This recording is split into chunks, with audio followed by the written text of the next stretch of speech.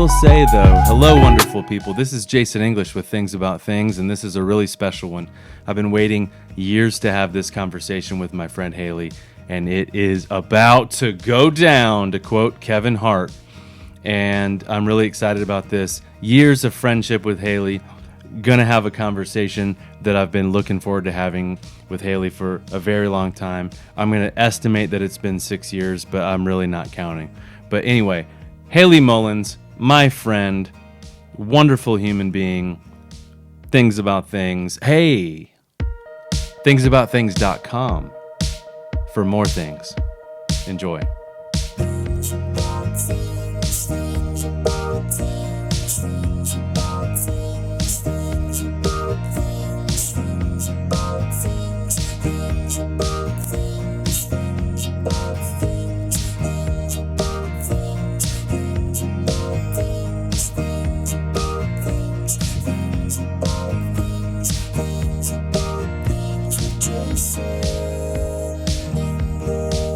Watch Things About Things and not just listen to Things About Things. So you can go to YouTube and find us on YouTube and go to thingsaboutthings.com.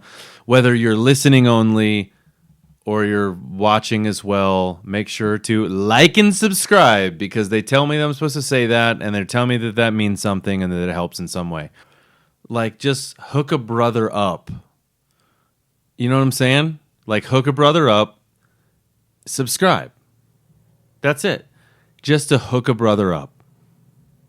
And if you end up listening or watching more because of being subscribed, even better.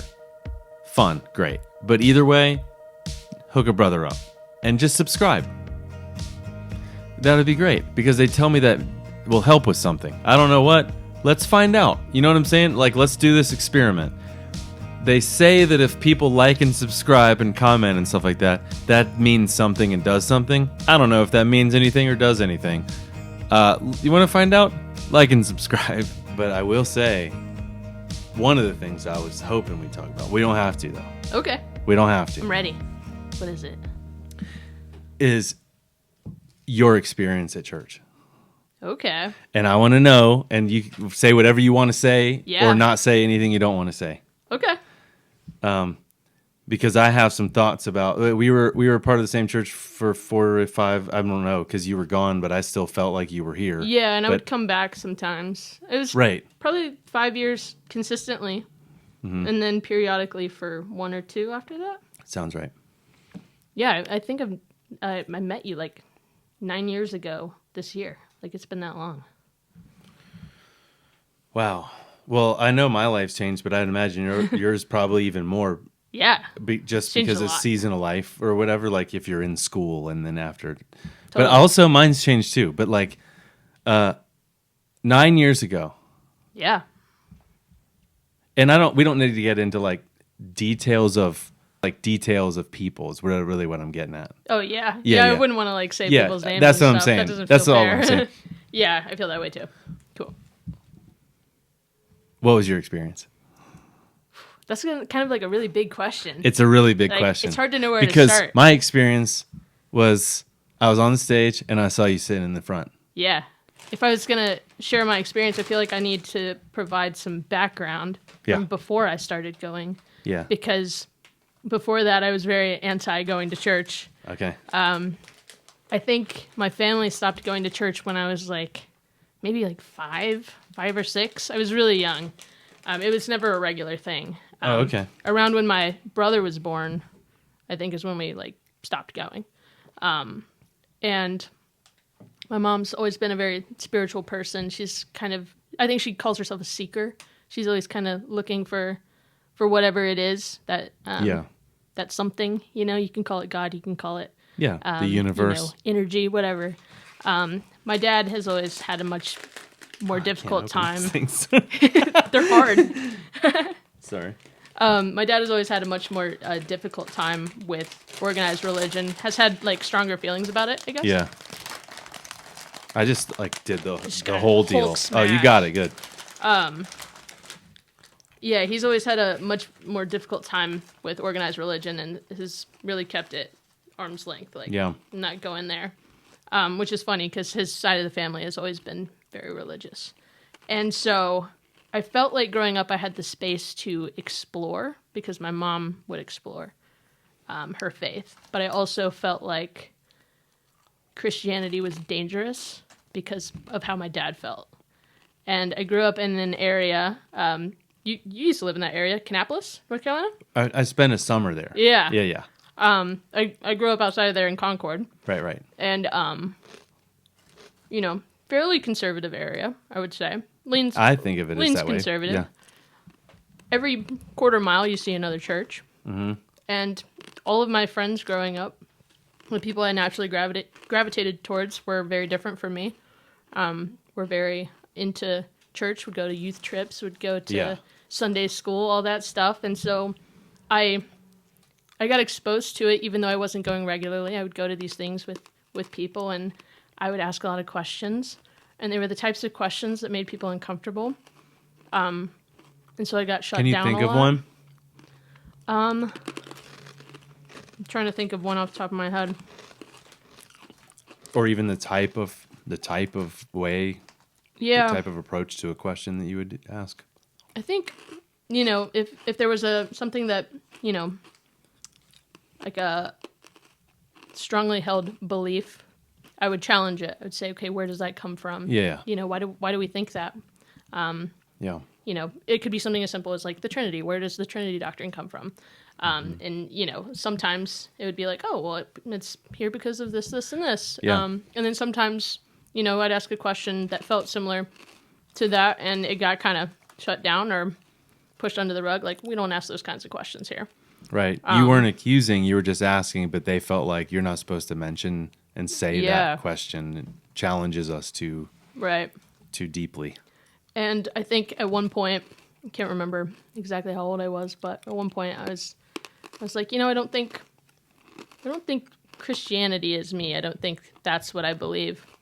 And I got kind of ostracized a little bit for that. And I started to realize that the church, even though it's a community, is not as inclusive as they sometimes like to say they are. Yeah, and of course, we can't C. speak on behalf of right. every church in the world or every community, but I think we're talking specifically your experience was in the southeast part of the United States. Right. In an area that I'm sure that there are wonderful people, but totally. But statistically was conservative. Yeah. The capital C church was not necessarily unanimous in the inclusion of things. And right. So I kind of grappled with the idea of faith for a really long time and struggled for a long time with depression. Wow. It got, pretty severe throughout high school, and then early college, it hit really hard. Okay. And that's how I ended up at the Heart. Whoa. Yeah. That is a good backstory to know. Yeah, right? Because it's not just like, I don't know, you just kind of came in to see what it's about. It's like, no. Which, that would be fun too, but yeah. There's a story. There's a story, yeah. I got kind of convinced to go by a friend of mine. Wow. Who was kind of rekindling her own faith. She was like, you just come with me one Sunday. Like, you just have to go once. But I would assumed it was another conservative experience that you would encounter the same thing you did in high school. Yeah, I'll go one time, but I know what's going to happen. Right? Yeah, I thought I knew what to expect. Yeah. There would be some, hellfire and brimstone kind of vibes. And coupled with all are welcome. Yeah. Yeah, exactly. It's like, they're conflicting. I don't know about that. So they were like, just come with me one Sunday. If you hate it, you never have to come again, Yeah. And I was open to it. I was like, you know what? Sure, whatever. It's not going to hurt, right? One Sunday, I can spare it. And at that time, I didn't really want to be alone either. And so being in a space with other people. Yeah, maybe it was about the fact you might go to Wendy's afterwards as opposed to the church part, right? Yeah, exactly. Hang out with humans? Okay, I'm in. Yeah, it just felt good to be around people. Sometimes that's it. That's what it's all about. Yeah. And the first time I went, you were doing a sermon on numbers, not the book numbers, but actual numbers. Yeah. And you had like a series on the symbolism behind different numbers, Yeah. things like that.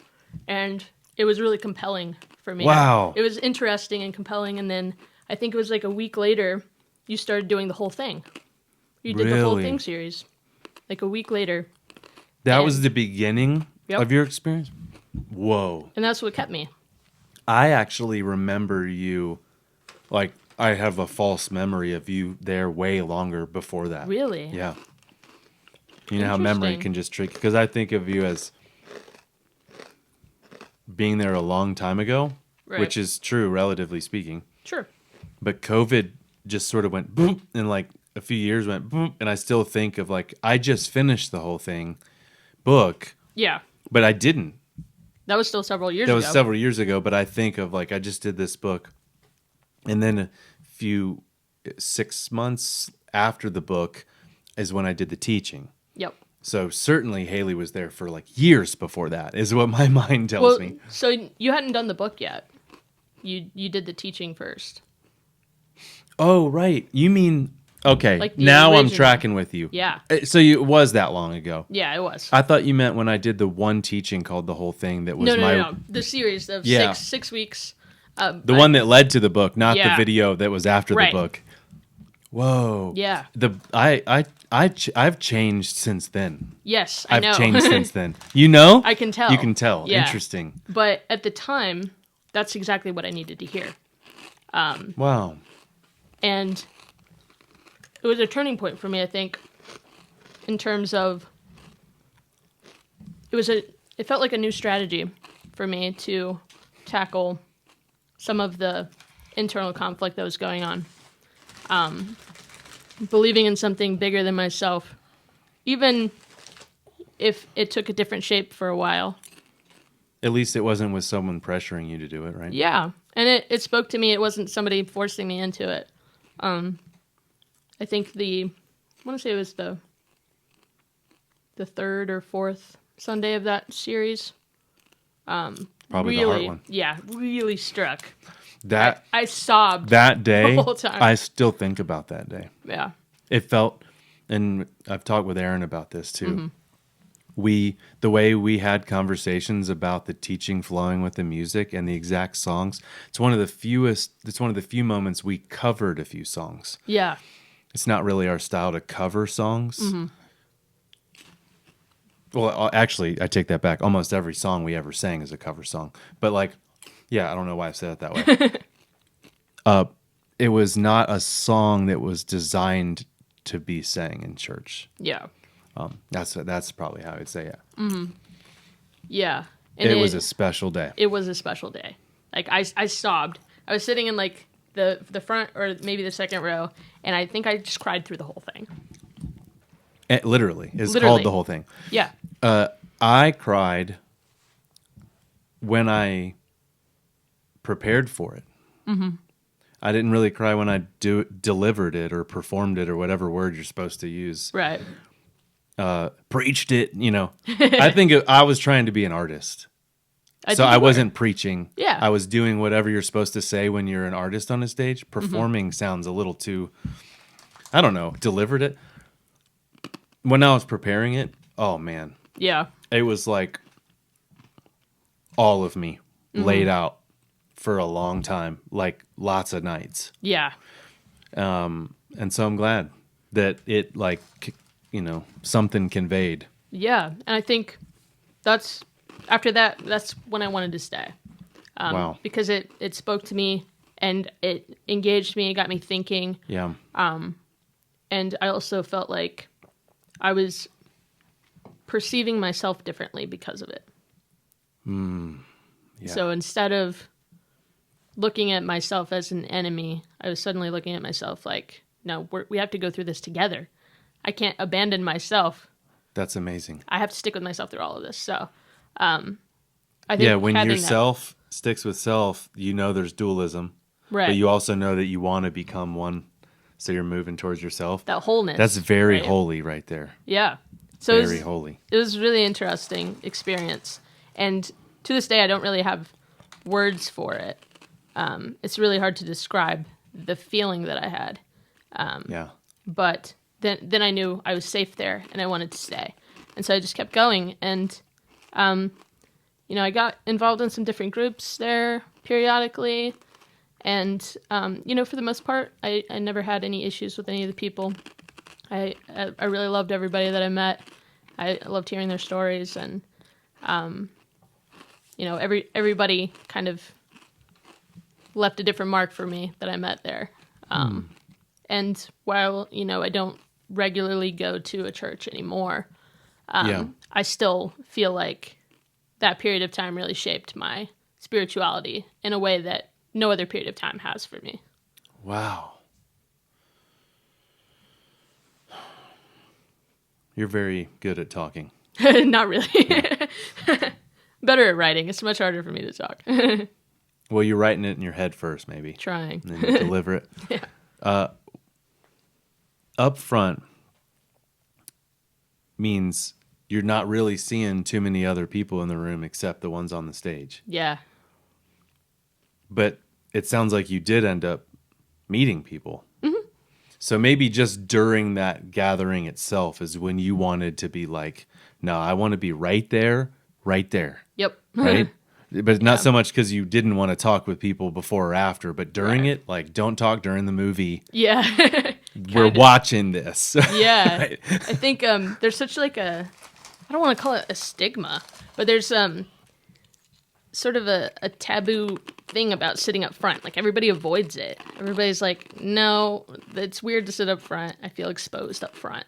For me, that's where I felt free, was up front. Like, I could be myself up there, That is beautiful. And I also really liked sonically.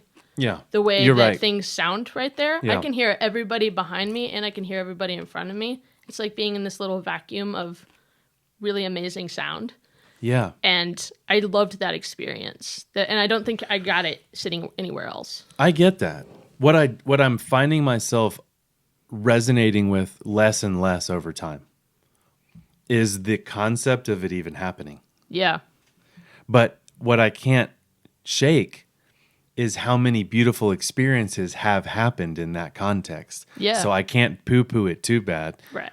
Even if I can poo-poo the institutionalism behind some of it, the exclusion, the hypocrisy, the whatever bad words you want to use. Yeah. I'm still like, but there was that one time, and man, I felt something. Yeah. And it wouldn't have happened, at least in that way, Right. if we didn't have something. Yeah. I think that, you couldn't possibly have made every moment, every day, that sort of magical feeling of,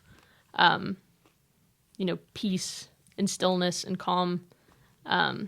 There is going to be those things, like the exclusion, and you can't possibly get all of that out of there, right? There's too many people involved to remove all of those. Yeah, some of sort it's not negative even sentiments. institutionalism. It's just humans together. Some of them do things that aren't good. Yeah, I think part of it's human nature. Yeah. And Some of them are rude. Some humans are just rude. Yeah, And it's for sure. You can say, "Oh, the church," and maybe you're right, but also you could, play tennis with someone and they might be rude.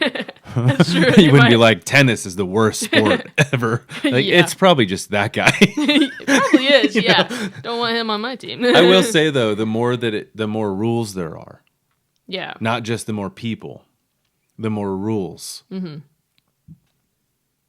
I think it messes something up. It messes a lot up, I think. Yeah. Well, there's something. So I feel like rules means rigidity, right? The more rules you have, the more rigid things are. The more rigid things are, the less room there is for creativity and exploration and Growth, freedom. inclusion, Yeah. whether it's bouncing in or bouncing out or whatever. Movement, Yeah. right? Movement Flow. and evolution, Yeah. change, growth, things like that. And so, Well, part of it is are you rigid because of the rules, or do you create rules because you're rigid? right. Either way, it's a cyclical process, right? Yeah, and once you do it, you go, I know we said everyone's welcome, but they're not really allowed to be here. Yeah. Or they're allowed to be here, but they're not actually allowed to do anything that's part of like a leadership or an extension of this church. They can't speak on our behalf. I heard that stuff and it messed with me. And it, you know, ultimately my transition of not wanting to do it anymore, the depth of it just has to do with me. Like I grew in a way and I realized something about myself. Right. And I realized I was done. That's the real reason. But I can name you a few other reasons why I didn't like doing it. Yeah. I can name you a lot of reasons I didn't like doing it. Yeah. But the real reason was it just wasn't for me anymore. I moved on to something else. But part of the reasons that I could blame acting like we're actually doing the Love Simple thing when half the time that was bullshit. Yeah. That's what really got me sometimes. It was like, we're not, though. Yeah. Like, we're not. Yeah. And I think I can kind of tell. I can tell that you've changed since then. Wow, just I'm based on fascinated the with way that. that you're saying these things. Oh, Because yeah. I think there's the words I'm using, the way I'm saying it. Okay. I think there's a time when you wouldn't have approached some of these difficult topics in the same way. No. There was a certain politicism about it. I would call it politicism or ninja move with words. Yeah, that's a good way to put it. But now, Yeah. I would refer to it as fear. I was afraid. Yeah, But I can't live in regret. Like, for sure. it's not the same kind of regret as when you actively do something on purpose to hurt people. Yeah. That I can see being like, well, that might be a regret thing. And you apologize or whatever. But when it's like retroactively, I look back at myself and go, I thought I was trying to say, let's hold the tension as a community. Yeah. And I thought I was being like the guy that invited people into holding that. Right. But actually, I was afraid. Like, I was afraid to say what I thought because I thought I was going to lose my job. Yeah. That's the truth. But I wasn't lying then. Yeah. I really thought the reason I was saying, I thought that it was about holding attention. But and I think, I can't remember if I've shared this on the podcast or not, but like, because now that I've mentioned it, you know, people can go to thingsaboutthings.com and they can subscribe. They can find us on YouTube. Because if you're listening only, you're missing out on. I mean, we're eating Chex Mix. I know, we got it all. And you can see them. The bagel chips are here, and you can see the bagel chips. So good. I thought it was about one thing, but then when I was talking with a counselor, it was like, I said, I'm ready for my faith journey to no longer be connected to my income or my livelihood. And they were like, can you say that again? And I said it again. They were like, oh, I just thought it'd be good if you heard yourself say that again. And I was like, You're right. That was like, was. and it was one of those multiple moments that I had over Yeah. the course of probably like 5 years. It's like I knew, Yeah. and then I progressively really knew. And then it was like, okay, now I really know. And now I actually have to be thinking about how, Right. because I was afraid of just, if I just go, I'm done. And then it's like, well, your resume is a one line. You ain't going to find a job, buddy. Yeah. Good So luck. I had to like think about that Yeah. before, which I think is normal. Most sure. people in their jobs, if they want a different job, they don't just go, I quit, and then like Yeah. go online looking for jobs. I mean, some people do, but Yeah. They've got a lot of nerve. yeah, but it's more financially responsible to Yeah. think ahead. It is. Yeah.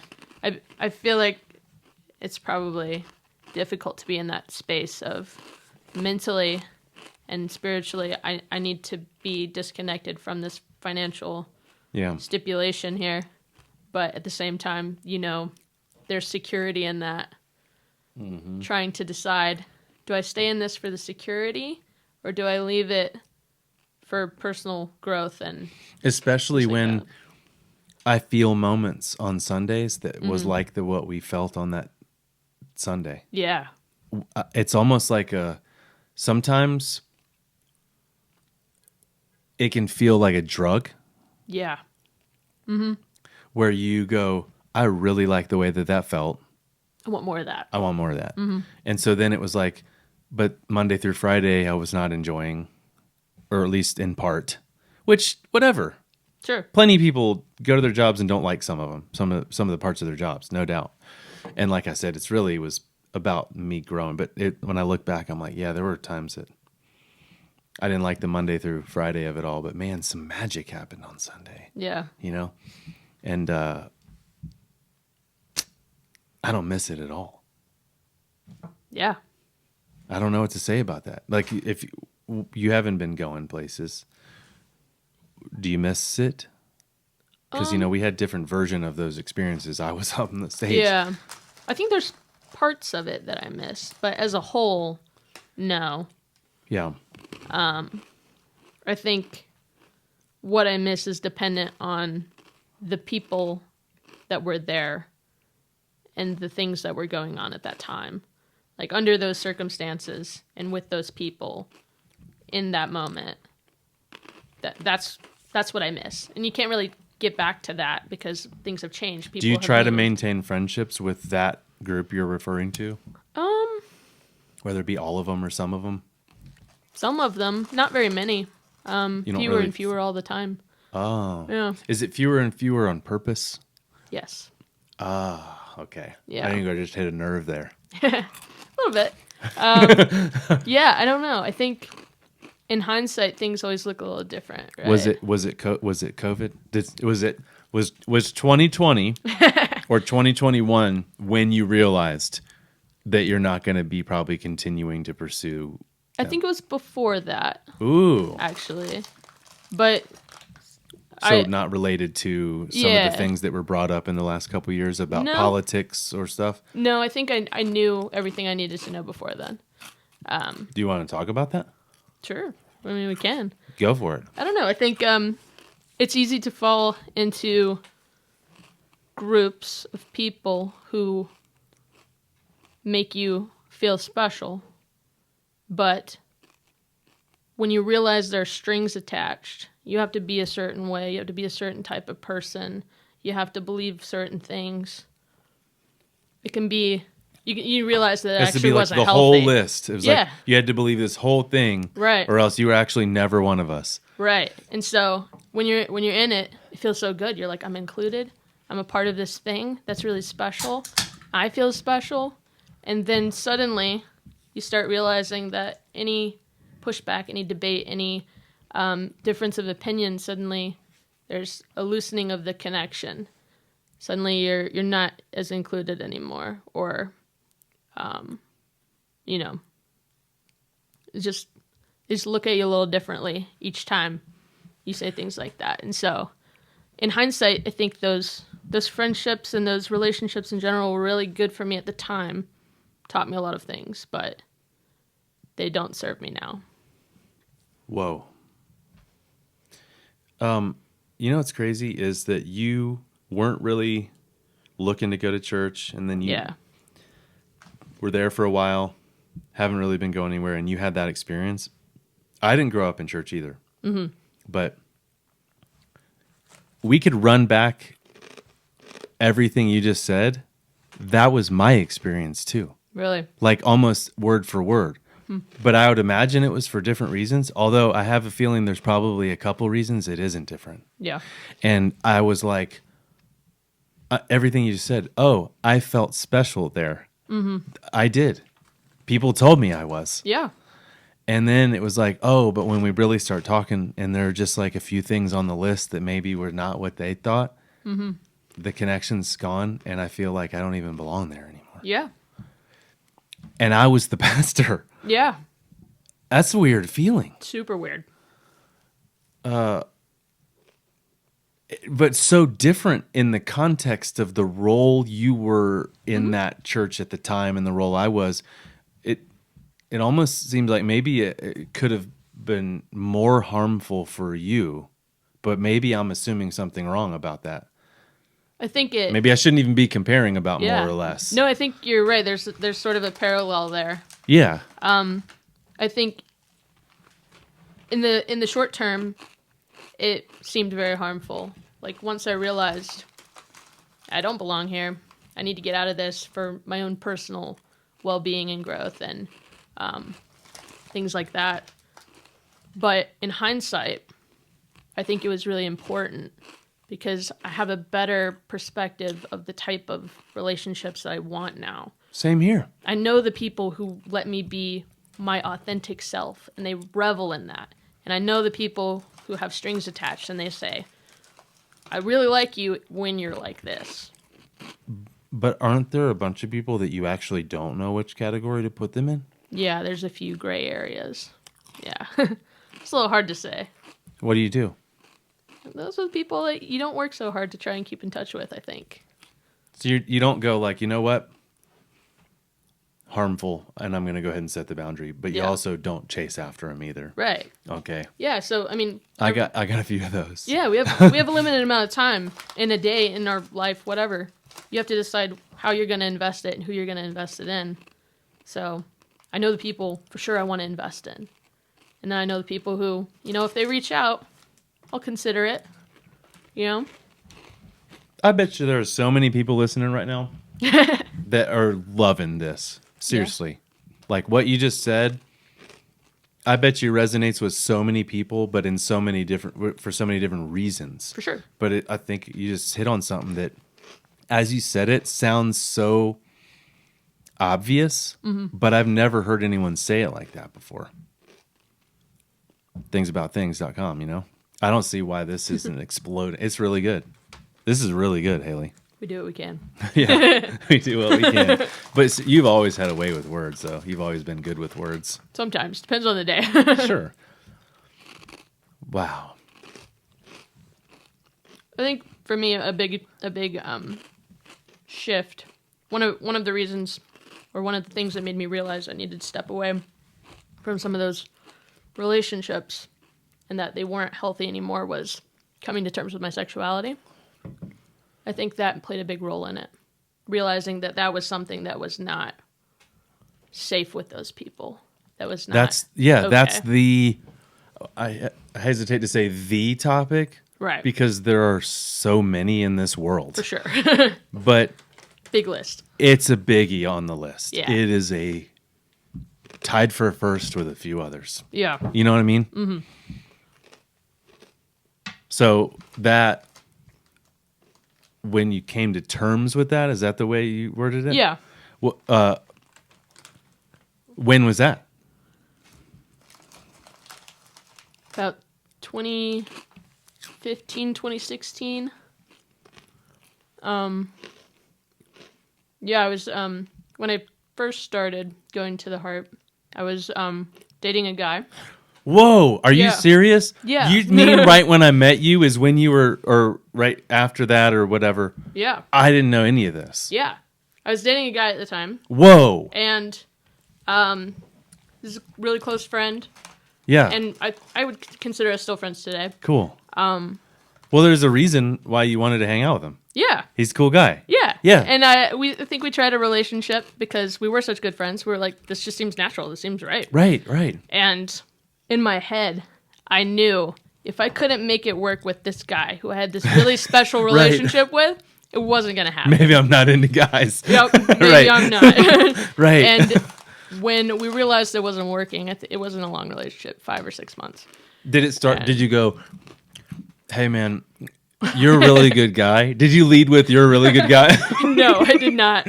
No, it was more of a slow burn, It was like, this isn't working out, Yeah. Let's end this and let's come back to the table in a little while and see if we can keep this friendship. And cool. We were able to keep the friendship. And it wasn't until later that I was like, yeah, I'm done trying. I'm ready to just be my authentic self. Yeah. I've given it my due diligence, so to speak. Yeah. And then I met my now wife, Kaylee, and right off the bat? Yeah, it was around that same time. I met her at work, and I was still dating the guy when I met her. And when I met her, I was like, I got to break this off. Haley, you tried the guys. Yeah, I tried. I don't mean to say like all the guys. Like I don't mean that. I don't mean no, Jason, I tried all the guys. Multiple guys. Let's just say multiple guys. and you're like, and then you this tried work. one girl. One. The end. Yep. Ding. Yep. As Wow, soon as I lucky met her. ringer. Lucky Yeah. shot. First shot. For sure. Congrats. First you. shot. Drained it. Big fan. Now you're married. Yep. But that was I didn't know a big this. transformation, I think. You know what's fascinating? This just occurred to me. I think that there's a notable relationship between a human that stands on a stage over and over and over again and the human. The one human, not like hypothetical. Right. The human that's sitting on the front and the center just about every time. You had more freedom because it wasn't your job. See, I was there more than you. I was only there more than you because it was my job, not because I wanted to be there more than you. Yeah. Like half the time I was like, the weather's good and I want to go camping. Totally. But I was like, I mean, it's my job. So I gave it everything I had anyway, but I wanted to be camping. Totally. You probably were camping sometimes, so I beat you by a few Couple Sundays. times, I beat you by a few Sundays, but for Yeah. the most part, for years, I was here and you, Haley, Mm-hmm. Jason and Haley. Yep. And I didn't even know that what you just told me. Yeah, there's a lot going on. But also, it wasn't really in the nature of our conversations. Yeah, that's We true. were usually talking about something like the symbolism of numbers and like cool Yeah. nerdy stuff. I wasn't going to be like, oh yeah, the nuance, and then go, by the way, are you gay? Like I Yeah, just right. wasn't part of the conversation. Yeah. You know what I mean?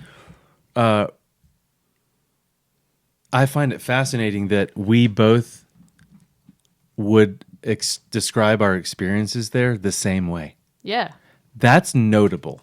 The relationship between on the stage and sitting there, and we felt like we had the same experience. That's cool. Yeah, it's super cool.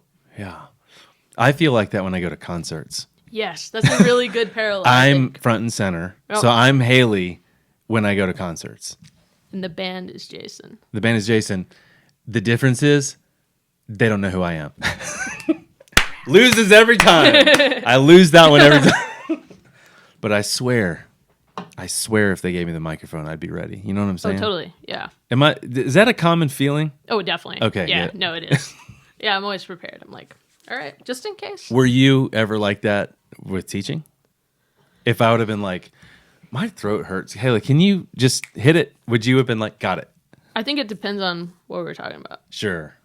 There was definitely some times where I was like, I feel like I have something to add to this. I know. You And I knew that would exist. Yeah. Because I felt that on the other side. Mm-hmm. I didn't know what to do about it. I think that's one of the things about church that is Lacking? lacking. Yeah, there's not really discourse. Like, it's called preaching for a reason. There's one person. Or Preaching. regardless of what you called it, if there's 600 people in the room and Right. one person with the microphone, logistically, it's hard to have a conversation. Yeah, totally. It would be. You wouldn't even get anywhere. No. There'd be so many chimes. I mean, I feel like 5 is pushing it. Yeah. There'd be a lot of. You can do it, Yeah. but not 500, certainly. I would say not even 50. No. Not for an effective conversation. Yeah. I like 2 thingsaboutthings.com. Or 3 or 4. Yeah. I like that. 5, cool. As long as there's not another person that talks as much as me, too much like I do. Because Right. I talk too much. So if there's a second Jason, 5 is too many people. In the room. Too many Jasons. Too many cooks. Yeah, you don't want another one of me in a conversation, I promise. So you eventually felt excluded in some way based on that? That was part of it, yeah. I think that was sort of the most noticeable, the most obvious reason. But there were other things, you know. Like where did Trinity come from? Or like other just doctrinal things? Or Yeah. were they also the on the list things?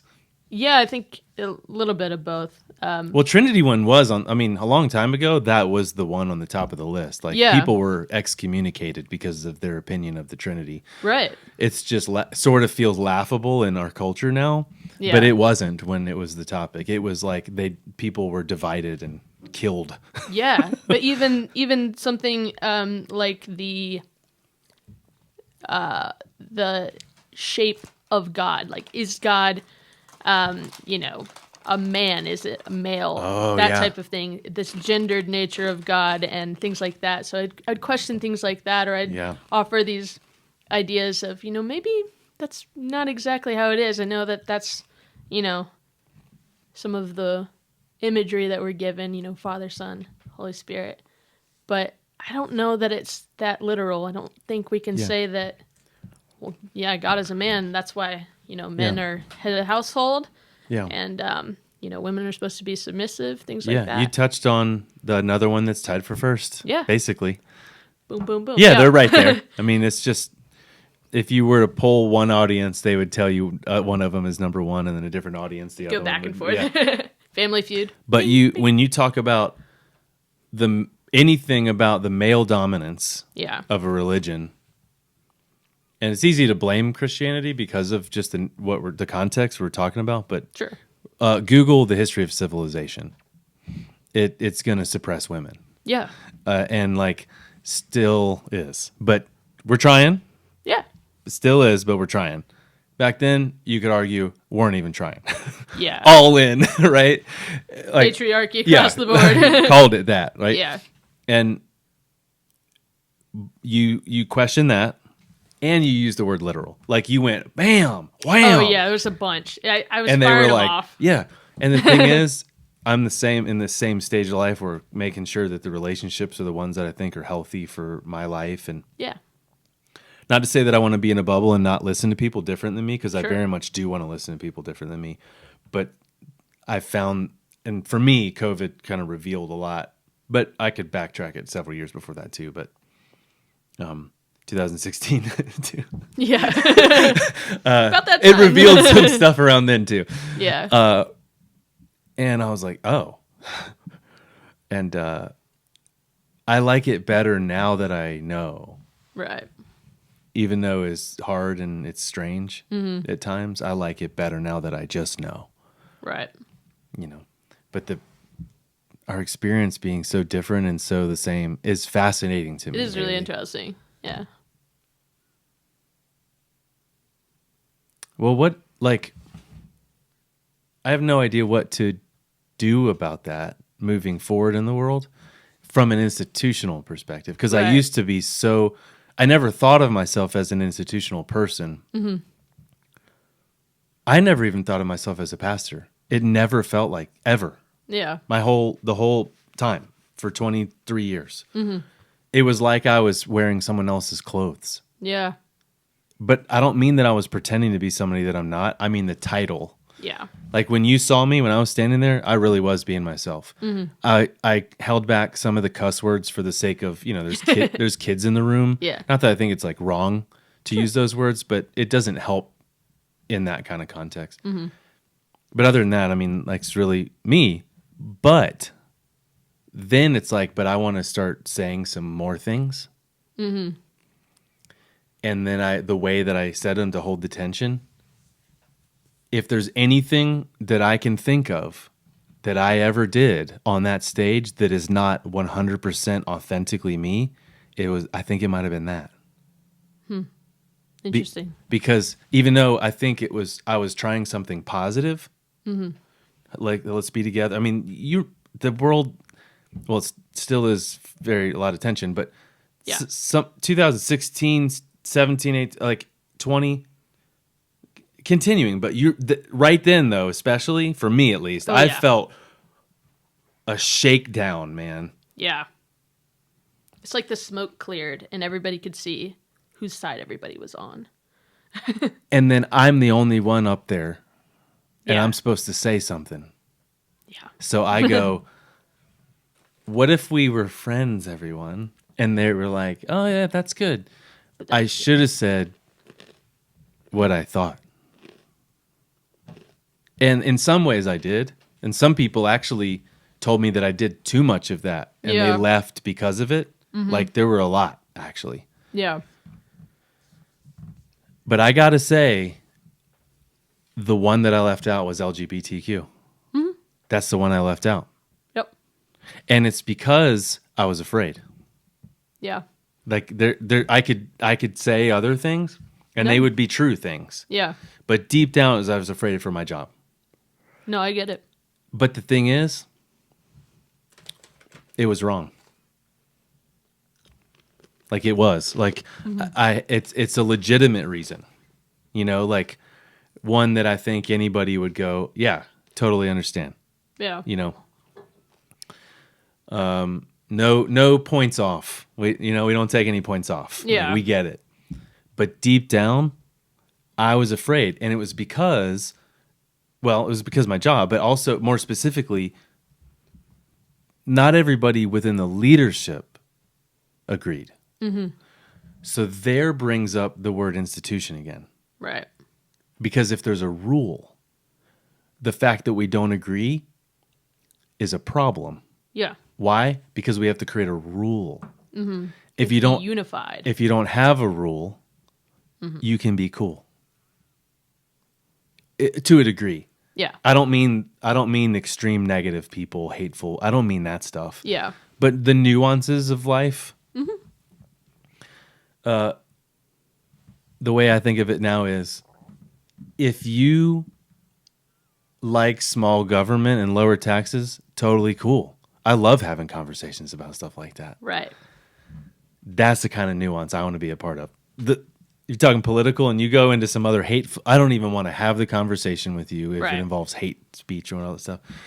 But anyway, I didn't know what to do, because when people didn't agree with each other on leadership and some sort of rule, I think that I felt as if my opinion, official opinion, Right. would be me trying to say, I know that I've said that we can all believe whatever and we can be together, Right. but this is the one I think, because I was afraid that that would harm the community. Makes sense. But then I talked about racial injustice. But I had been doing that one for years. Yeah, that had come up periodically. I'm sorry. That's okay. Yeah, I don't really know how I should have done it. And Yeah. again, not trying to live in the regret, because that's not going to help much. But damn, I wish I would have figured it out. I tried to.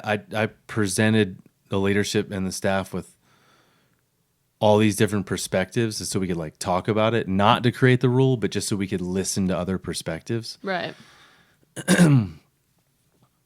And I would describe that as not going well.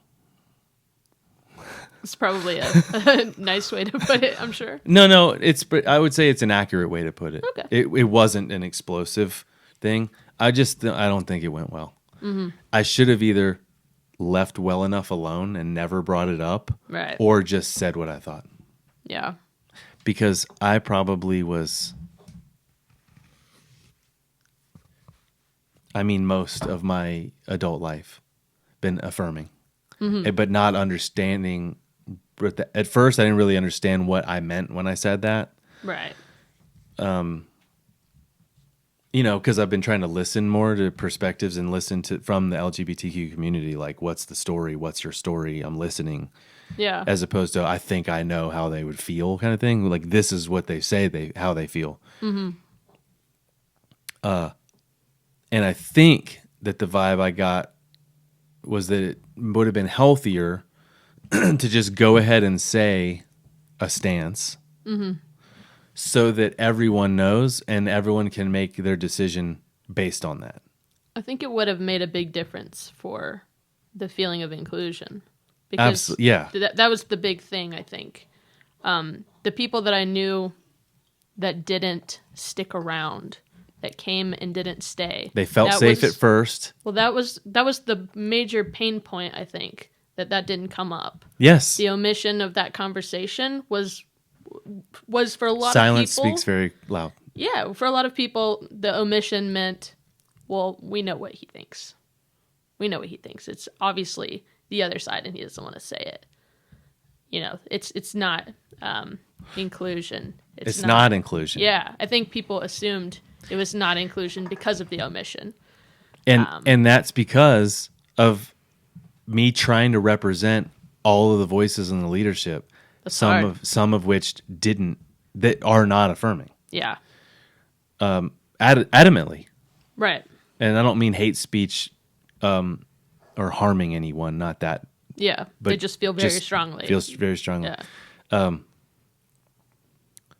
So if I say that, I feel as if this is inevitably true what I'm about to say, but I could be wrong.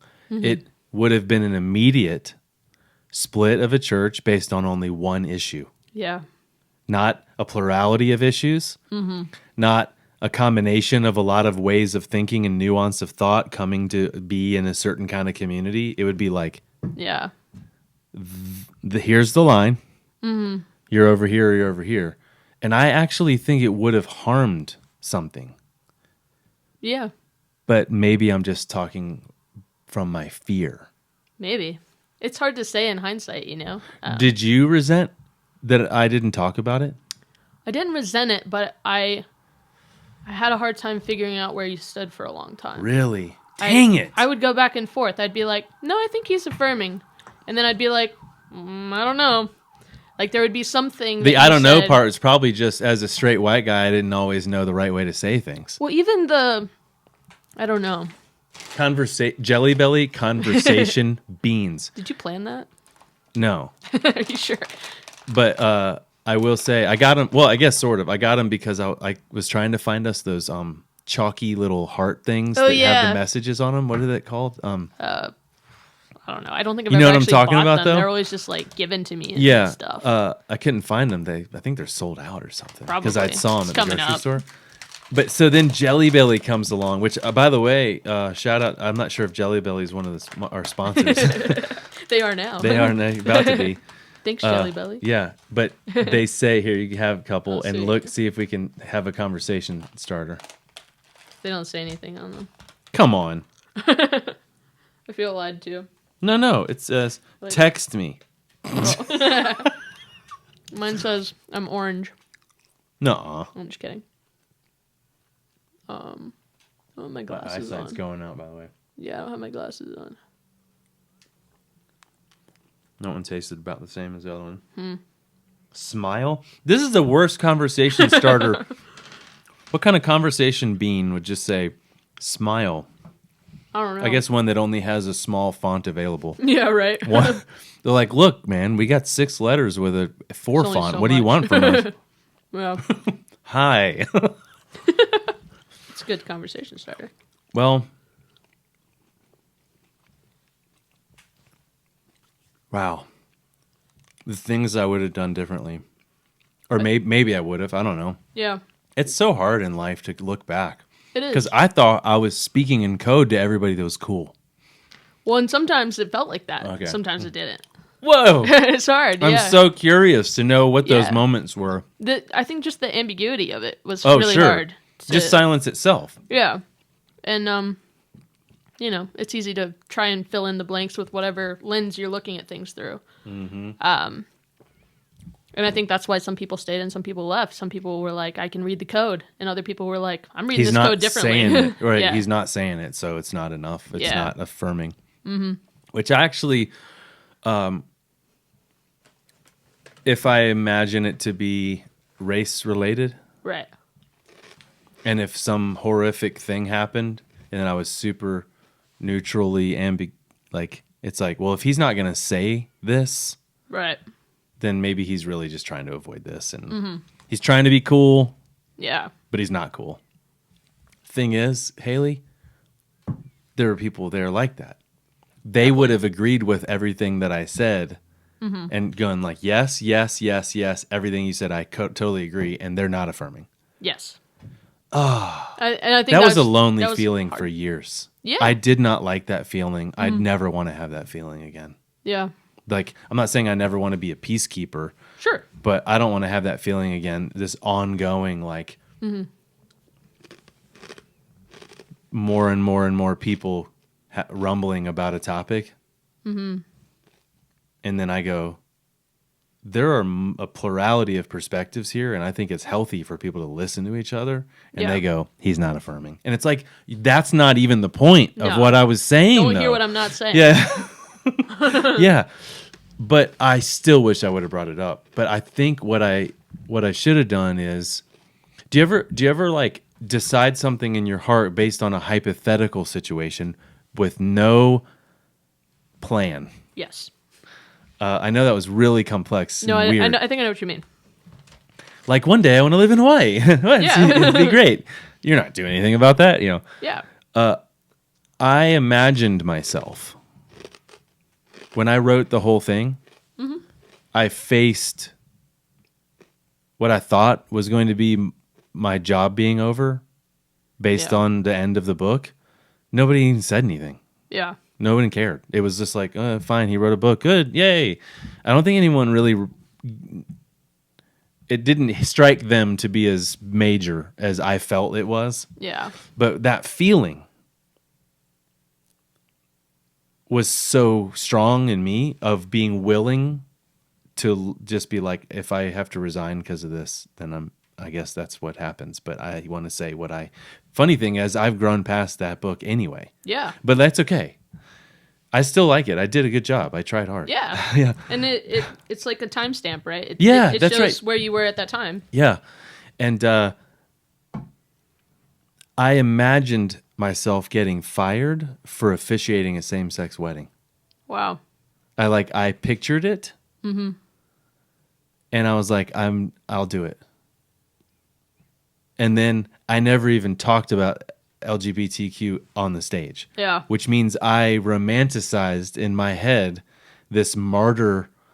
I'm willing to be a martyr. Right. Like this really self-centered, like egotistical, hypothetical situation. Yeah, that's interesting. And then I was too afraid to even say anything on the stage. But I said a lot of things to people not on the stage. Yeah. It was the microphone that I was most afraid to say it into. Yeah. Which is the one that most people have heard. Yeah. Well, and I think for me, I think I never directly brought it up outside of the microphone because it was never said in the microphone. That makes a lot of sense. I was like, I don't know that this is a topic we can touch, so I'm not going to Dang touch it. Yeah. And I was like, I think she's gay. You were right. And but she hasn't said anything to me. So therefore, maybe she doesn't want to talk about it. There we go. Going in circles. Like, really. Wow. I was like, a person isn't defined by their sexual orientation. Mm-hmm. And I was trying to be like the straight dude Yeah. that was like, I'm not defining you by your orientation. You're Haley. You tell me who you are. And you were like, wanting to talk about all this cool philosophical stuff. And I was like, that's what Haley wants to talk about. So I did that's really what we're want to talking talk about. that. Yeah. And so I was like, I'm not going to treat Haley just like the gay girl. Cool. Even though I knew plenty of gay girls. Yeah. But you were the front and center one. I was. Yeah. Front row, man. Hard to compete with that. Not should I, because again, I don't want to live in regret. Right. How could I have brought that up properly? Or another way to say it is, for next time Jason is in a similar life moment with a human. Yeah. Because I can't rewind time. I don't know. That's a good question. I'm not sure I have an answer for you. Because, Yeah. I mean, I'm coming from a different perspective, too. Yeah, You know? absolutely. It's hard for me to put myself in your shoes. What would you have wanted to hear? Like, I don't necessarily know if I wanted or needed to hear that my relationship with, my now wife was equal to that of any other heterosexual relationship. I mean, that would have been great, but I don't think that's really what I was looking for. I think I was mostly looking for something explicit about, hey, if you are LGBT, you're welcome here. Just that. Like, you have a right. space We don't here. have to go into every single bullet point. Yeah. But just say it out loud. Yeah, you don't have to choose a firmly held belief in terms of like how that plays out biblically or how that plays out, within the relationship of I leadership. get it. Maybe here's another way to say it. I now own a button that's a flag and it says ally. And That would have been enough. And I wear it around town or on my hat or whatever. Yeah. So even if I would have been like ally and then I'm up there doing my neutral talk, they would have been like, you would have been like, okay, he's saying it with the ally pin. Yep. I think that. But that would have even been better if I went all out with Sure. the whole deal, right? Yeah. Yeah, if you want to go all out, we're not going to hold you back. But at least throw a flag on the backpack or something. Yeah, something explicit. You know? Yeah. But I should have said it. I don't know. I think Could have said it. Didn't say it. Say it. I'll say it. In I'm hindsight. saying it now. I'm saying it next time. in hindsight, it's easy to say, we should have done something. But I think that the hindsight and knowing that you quote unquote should have done it differently is a sign of growth, right? If you were at this point now and you weren't thinking, "Oh, I should have done it differently," But I then feel you like wouldn't have grown. I feel like I'm receiving so much mercy when you say it that way, because I didn't speak affirmation over you. What's wrong with mercy?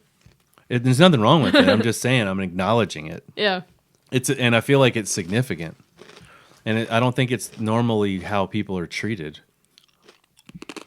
I think it's easy to demonize people for mistakes or, even if they're repeated mistakes and things like that, but that doesn't feel very constructive. Doesn't feel like, Yeah. Well, I've actually found in my experiences that as a general rule, which it's always hard to say a general rule, but people groups that have been oppressed or mistreated or marginalized or, pushed to the side, whether it's whatever extreme it is, but it's like it's pushed down or to the side, marginalized. What I found is, in general, overall, those groups extend so much mercy.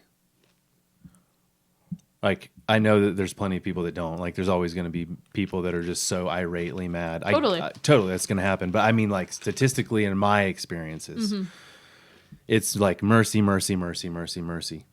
Why do you think that is?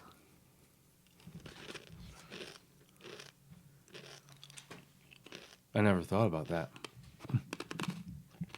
Like, if there's this, visible trend that you've noticed in your personal You experience. want my joke version first? Yes. Everybody but straight white guys are wonderful people.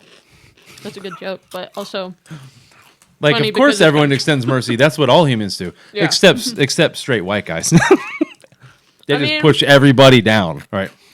It's fallen. It's not over yet, but the foundation has been cracked and No. it is tipping over, and we all know it. Rome is crumbling. Yeah, and I'm cool with it. Yeah. Even if hopefully the fall won't be like catastrophic, because I think that so. I think that it's a statue of the man, not every man. Like the images of that collapse, it doesn't mean like, yes, all white men are going to be like hung. No, it's the symbol and it's the power. Yeah.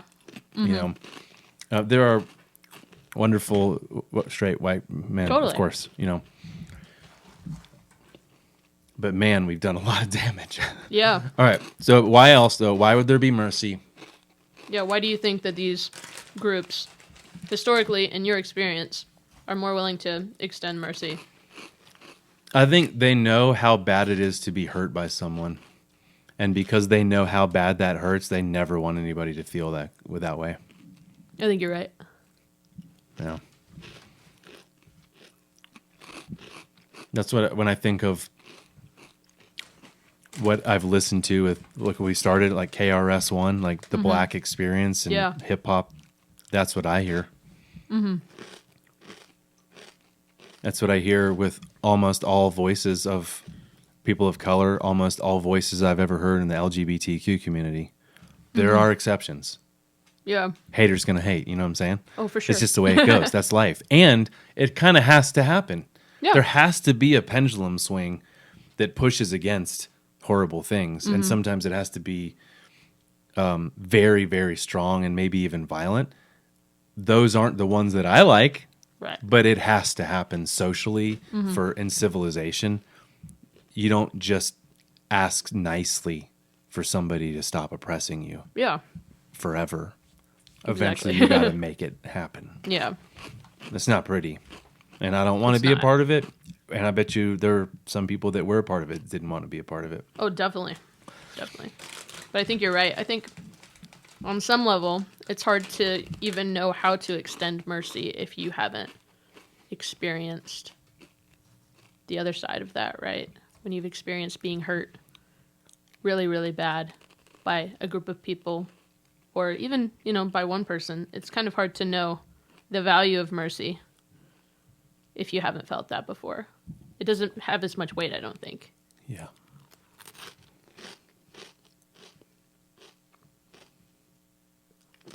It just made me think of the blessed or the merciful from a whole nother perspective, actually. Oh, interesting. Just if you've gone through oppression, and then when you have an opportunity to do something in response, and you're merciful, dude, you just inherited the kingdom. Yeah. That is what the kingdom is.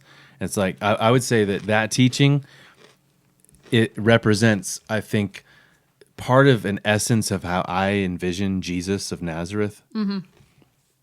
That isn't so much about a religion, because I don't think he invented a religion. Right.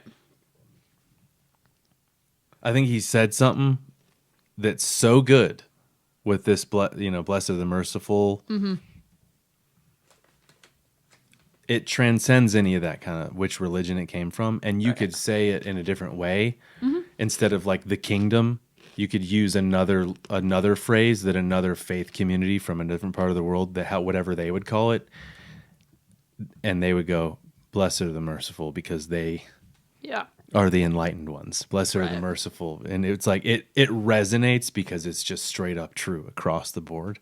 Those are my favorites. Those the simplest. Yeah. Like one of my professors, Dr. Schwabscher. It's a cool name. Yeah, Harvey. He makes me call him Harvey. Nice. It's been hard. It's been lots of years. I still have a hard time calling him by his first name. He said, any fool can talk, get up there and talk for hours. A lot of people, they're not afraid to listen to their own voice. Yeah. It takes a real master to say just a few words and for people to still be talking about it later. Yeah. So like whether you believe in Jesus or not, whether you are part of a Christian faith or not, that's not even really the point of this point. Yeah. It's when you're that good of a teacher, you just say like a sentence and people are arguing about it 2,000 years later. Yeah. Whoa, you know how to teach, man. You struck a nerve. When did Jesus clarify his stance on something that the culture would have been? What was one of the ones that Jesus was facing that was like his LGBTQ topic, and how did he face it? Yeah. I think of touching the bleeding woman. Yeah. Or the woman at the well. Maybe just women being a part of the whole deal. That's kind of what I was thinking, was just the relationship with women in general, the way that they were viewed. I think that's a big one, especially given the extreme patriarchy of that context, Which too. brings us back to patriarchy. Yeah. What we talked about earlier. The irony of it is, for the language to be Father, Son, Holy Spirit, to kind of question that, but the Son is the one who was Right. like going, "Oh, women are completely part of this." A shift happened, like historically. A shift happened in that moment, or in that religion. Right. There were other communities that Totally. women had more rights and stuff like that than an ancient Israelite culture. Shift happened. We are in the middle of that shift big time right now. Definitely. I don't know when it started. I have a theory. I think Serena Williams is the epicenter of it. Interesting. Yeah. Being a woman of color is even more so part of the point. Right. But even if she was not a person of color, I think just the fact that she's a woman, that she's like, no, I'm the greatest. Well, she didn't say it this way, but like the argument of her being the greatest athlete, period. Yeah. As opposed to like the best female athlete. Yeah. Yeah, we don't need a separate category, you know? Right. And I think it's in Meghan Markle. Yeah. Have you seen any of these interviews with her and Harry and stuff? Yeah, really, really interesting. I think she's part of it. Mm-hmm. They're friends. Interesting. Something's going on. It's like a culmination of something that's been building for a long time that the word feminism doesn't quite capture. Right. Although feminism absolutely necessary, back to that pendulum swing thing. And eventually you just go like, enough. Yeah. And then Me Too, there's like this enough, right? But then mercy comes.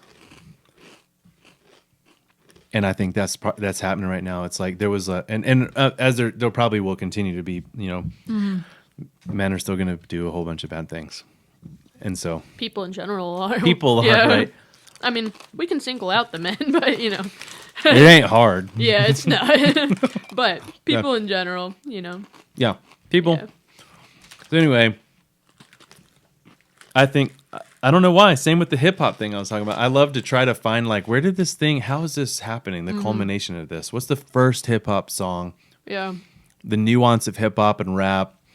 When there was a shift of like, I'm nerding out over this stuff. A shift of, it was a DJ, and then an MC was really there to kind of just hype up the crowd and point back to the DJ. Yeah. And then an MC kind of evolved into, they're going to talk more. Yeah. And then they're going to be a rapper. And then the DJ may or may not be like as prominent now or known. Their DJ might not be famous. But at first it was, I'm like,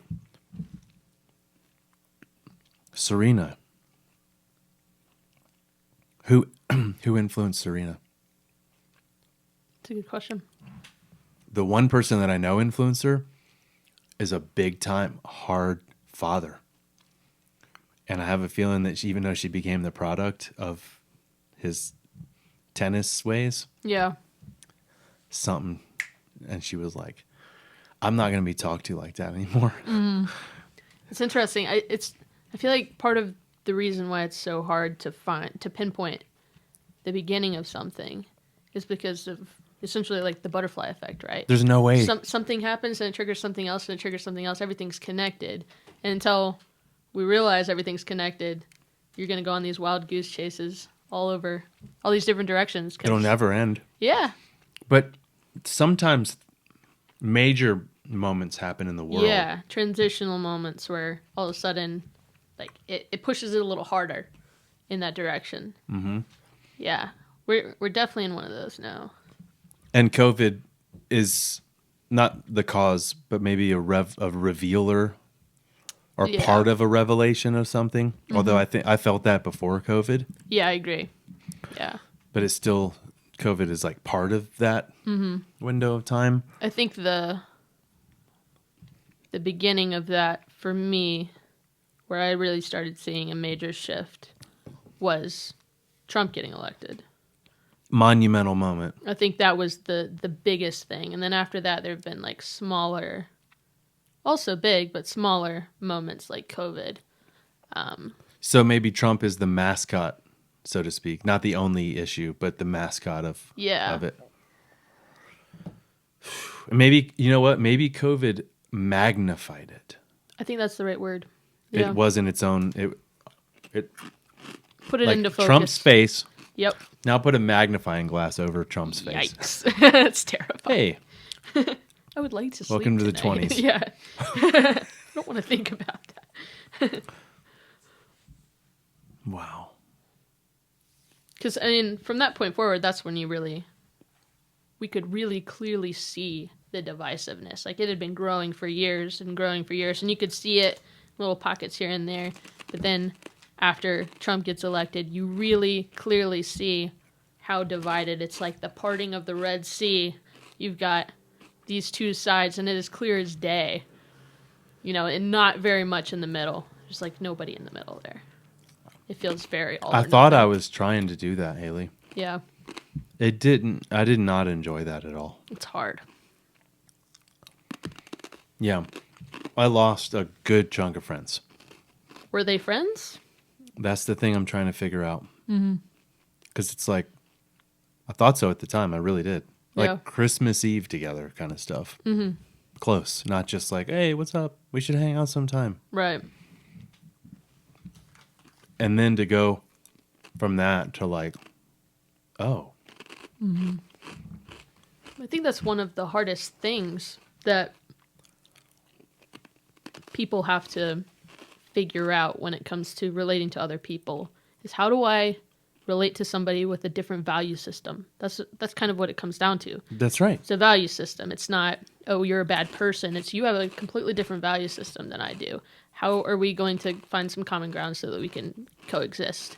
We don't have to be best friends, but how can we coexist with these completely different value systems? Yeah. If we're making laws that are going against one person's value system, but supporting another one or Yeah. validating another one, that's when there's tension. Absolutely. Right? You can't make everybody happy. But No. what's the answer there? How do we find this common ground? How do we relate across value systems? Is And I don't probably want the to. hardest thing. And I don't want to make it seem like the dividing line is which political party you vote for. Right. Like it. Just like I don't like the fact that there are only two, I don't like the results in our culture of the fact that there are only two. What's that whole rules thing again, right? We've created these rules. You're either this or you're this. There's Right. not a lot of room for anything else. And so that's very limiting. How is there room for any exploration or creativity or growth, evolution, things And like I think that? one of the reasons why I felt lonely was because I was trying to be in the middle. Mm-hmm. It's because I naively wished that there wasn't a such thing as one of those two things. Yeah. But then I was like, I finally got just tired. And I was like, oh, well then I'll just hang out with my friends that we all kind of see things the same. Just like everybody else that I saw for years. Yeah. I'm up on the stage seeing like the little bubbles and clicks and I'm the one. And I was like, that must be nice. And now I got like a handful of friends in the neighborhood and Yeah. they're cool and that's cool. I don't want to talk about all of these like things that I thought maybe we could be nuanced about, but now I just want to go toe to toe about the black and white issue. Mm-hmm. Nah. Yeah. It's hard to be in the middle when there are so clearly defined sides. Because there's that, Yeah. we have this natural sense that we want belonging, we want Right. community. Yeah. And there's no community or belonging in the gray area in the middle. Yeah. Yeah. But like, how are you supposed to have those conversations about Yeah. like when it's a different value system? Mm-hmm. Like I thought I knew, but I feel like the rules changed. Like I thought I've been reading books about this and like listening to voices about this for years. Mm-hmm. And thought I knew how to have those conversations. Yeah. And then it changed and it got so much more extreme. Now I'm like, I don't want to have that conversation anymore.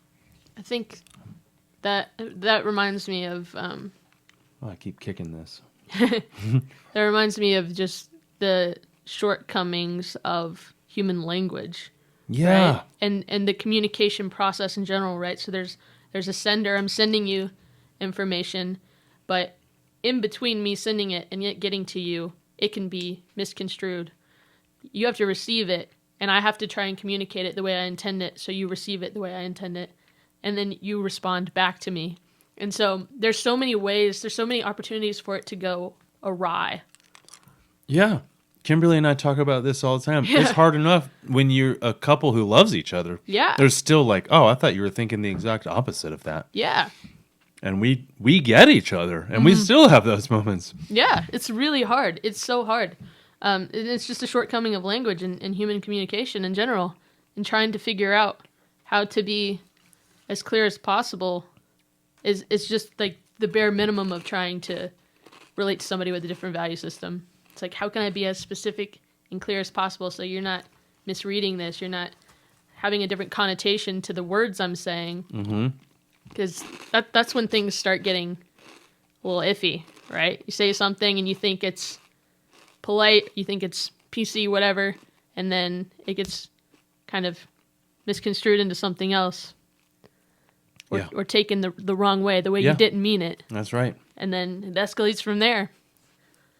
And so I think we're dealing with an issue that's beyond just, okay, well, you have a different value system than I am. We're going as far as humans just don't know how to communicate. I can't take what's in my brain and put it in your brain.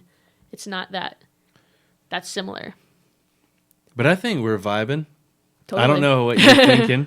I'm vibing. But so something can be accomplished.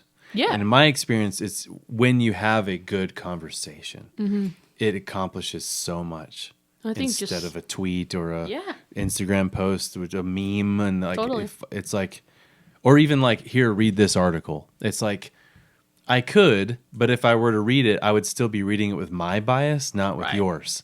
Yeah. So how about we just have a conversation? But I don't think people want to have conversations. Because that requires active listening, which is very hard for people. Active listening is very hard.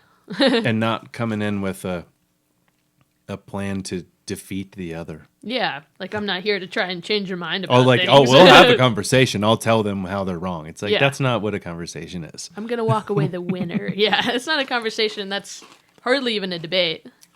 There are times that I'm like, I'm going to go into this conversation and I will listen, but I know that I will not agree with them at the end of it. Mm-hmm. Like, I've had those moments, and I know that's not, it shows that I have some room for growth, but sometimes I'm like, dude, if you heard what they said, you would understand, Yeah. It's the wackiest,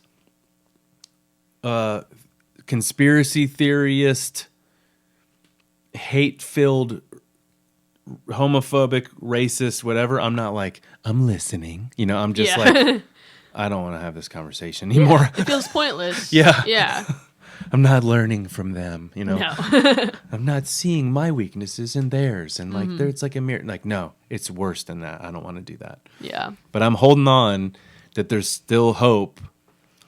Yeah. Ideally. Because those are extreme. And my hope and my theory is it's going to fade.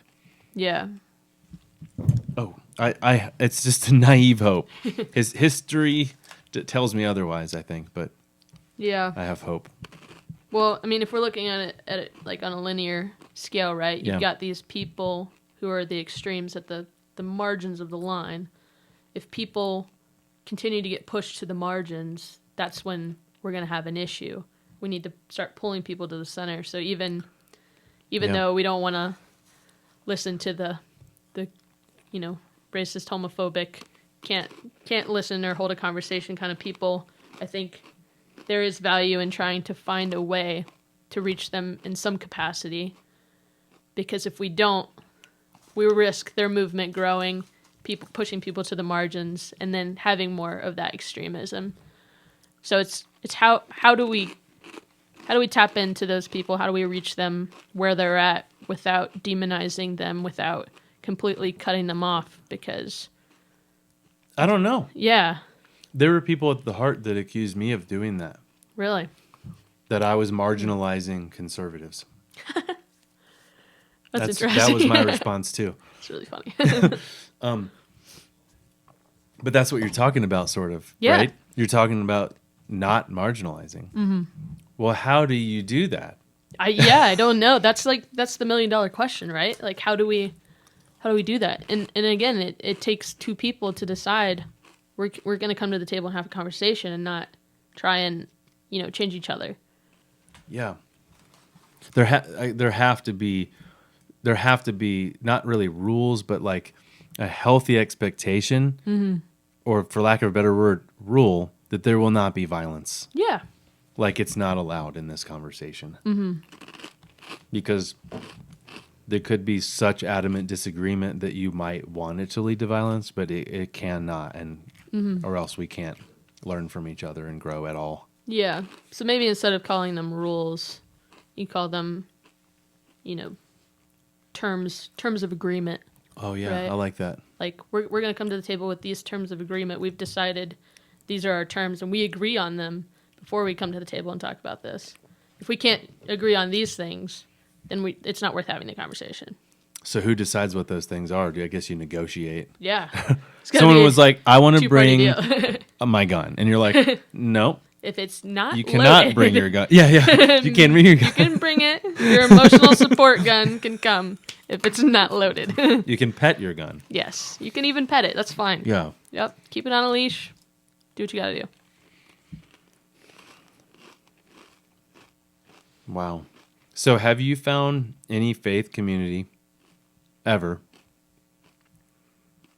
regardless of the size of people, that your orientation is just completely 100% affirmed and assumed is there's no question of anything? Like, does that exist, or has that ever existed in your life? And I don't just mean like Yeah. with one person or something, Right. but like maybe even if it's a handful, but not just like, oh, my But it has to be buddy. enough to be a community. Yeah. Yeah, I don't think so. I think that's something that I've always been kind of on the hunt for. And I don't really see myself ever going back and sitting in church every Sunday. But I do still crave that sense of community and being around people who maybe not necessarily are like-minded, but we can come to the table and we can talk about things. And it's a safe space to talk about spirituality or, everything that intersects with that. I think that's really what I'm looking for. Not a place that's going to say, we believe what you believe, you're right, we're right. But a place where everybody can come to the table and say, we are who we are, and we allow each other to be who we are. I like that. That feels like a spiritual community to me. Yeah, and it feels like a natural way of living. Yeah. Like I think that I sometimes I have this childish hope for humanity I think we all do. that I really think that deep down we're all like that. I think so too. And we just get what Kimberly always uses the word, we get misinformation. Yeah. And then the value system starts to get built. But deep down, like the true them, just wants to be themselves and hold space as other person is themselves.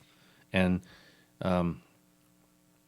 of course, terms, boundaries, you can't just like murder's still wrong, Yeah. in that world, murder's sure. still wrong, and that's crossing a boundary. So you're not, Yeah. you don't, if you were to murder, you wouldn't really know yourself. And and you're not letting me be myself. You're murdering me. So therefore Yeah. you're not honoring those terms. And Right. You've broken the contract. yeah, you broke the contract. Yeah. But I think most people just want to let each other be who they are. Yeah. Especially if who they are isn't bringing physical harm with intent. Yeah.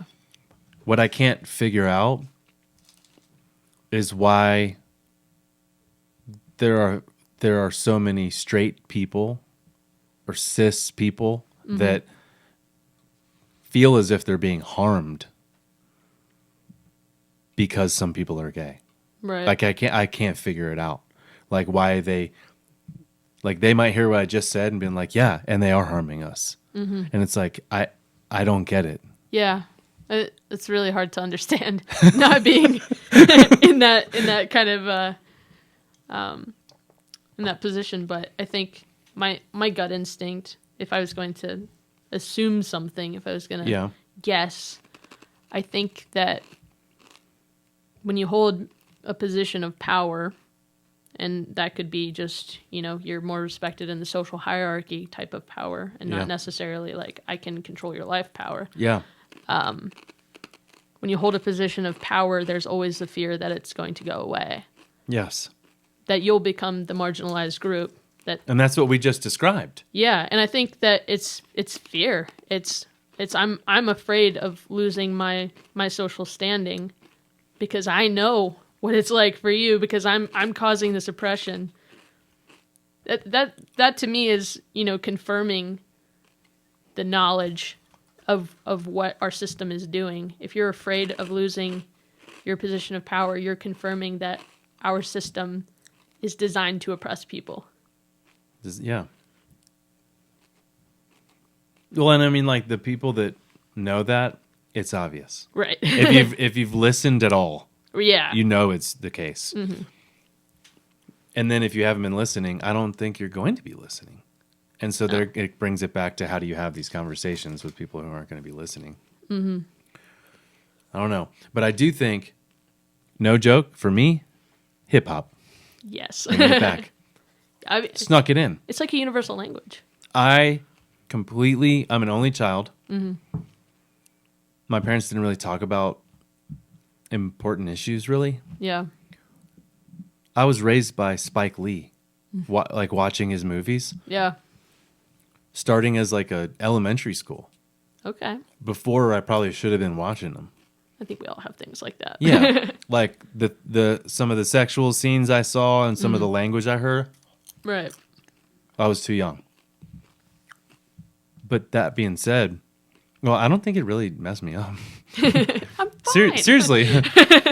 I mean, you could argue that it could, but my point is, I actually think it was good.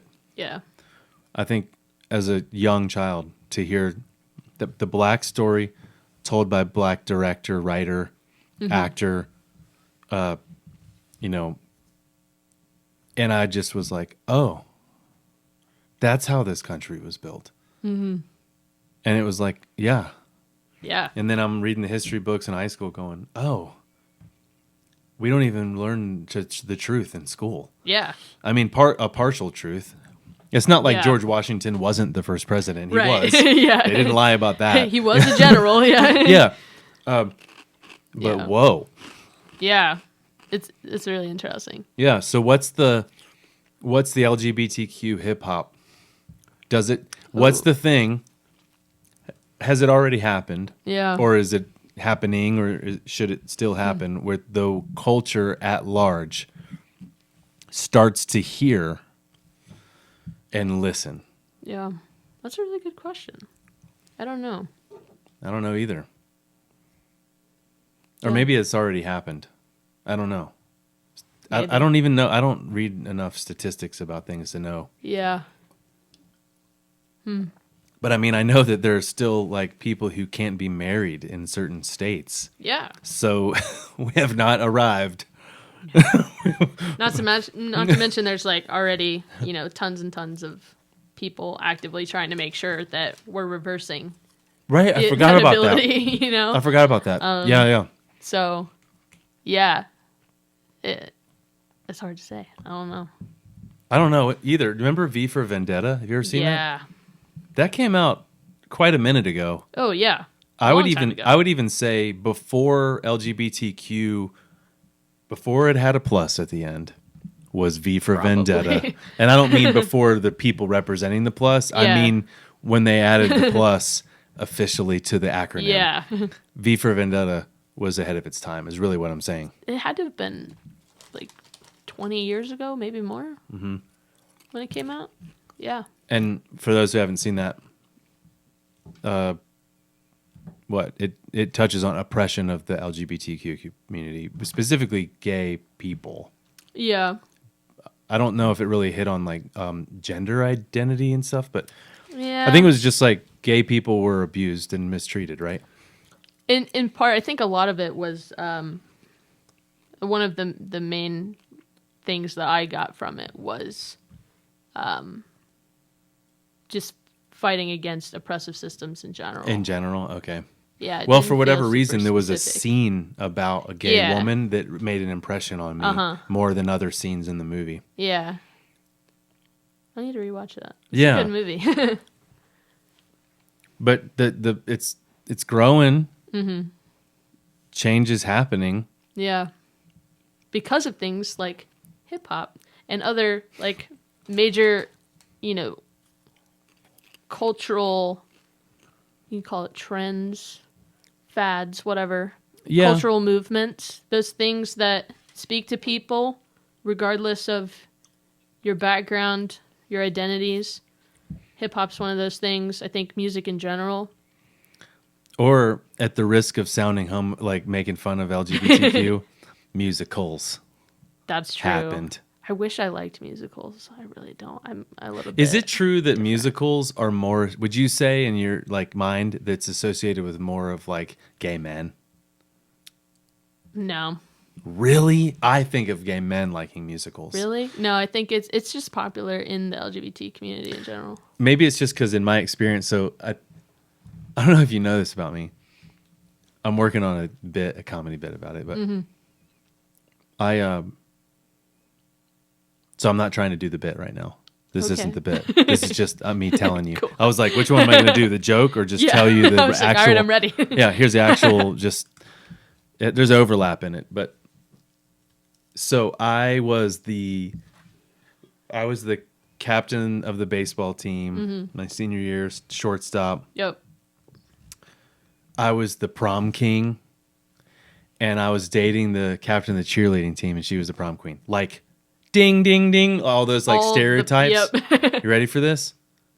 I was also in drama. Interesting. I'm a thespian. Lifetime, Yeah. I've got the card. I'm not gay, right? Yeah. That the joke is, I'm trying to figure out how to deliver it to be like, picture that guy. But oh yeah, the joke is, I'm not talking about me at first. I'm like, picture the guy. I've ruined it because it's me. Yeah. But the joke is like, picture a guy like with a letter jacket on, and he's on the baseball team, and he's the captain, and he's the shortstop, and he wears the eye black, and around his arm is the captain of the cheerleading team. He's the captain, she's the captain. Yeah. Prom king. The ideal, like, I don't know what you call that, like a 80s movie or 90s movie couple or something. The pathway to the American dream. Yeah. You know? But hold on. He was in drama. Yeah. And he wasn't gay. That's the thing. That people thought I was gay. Yeah. Because they were like, we know you're closeted gay. You're that guy in the letter jacket and the girl around your arm. Yeah. So But many you're- beards. Right. Yeah. But you're gay Yeah. as proven by you're in drama. I'm not gay. Not every person in drama is gay. True. To be fair, I feel like if and when you deliver this joke, depending on your audience, if your audience is like in their 20s, maybe early 30s, they're all going to think of Troy Bolton in High School Musical. Is he gay? No. Oh, okay. So I need to know who my audience is. Yes. See, because in my generation, it would pop. It'd be like, not gay. Because like, okay. Yeah, if you set the scene like that, where you've got all-star athlete kind of vibe, super popular, big deal on They're campus. gonna picture this dude. Yep, I gotta watch this. you do. This is like a big deal for millennials, the younger millennials, I would say. Okay. And yeah, All right. So I got some work to do. yeah, because the dude's in musicals and stuff. He gets involved in musicals, even though everybody gives him a hard time for it because he's like all-star athlete. Yeah. But he's not gay. But did anyone think he was gay at the beginning of the movie? It was never explicitly said, but the way that people acted towards his decision to want to get involved, suggested that it was taboo for him to get into that because it would be a sign that he was gay. If that makes sense. Yeah, it makes sense. Yeah.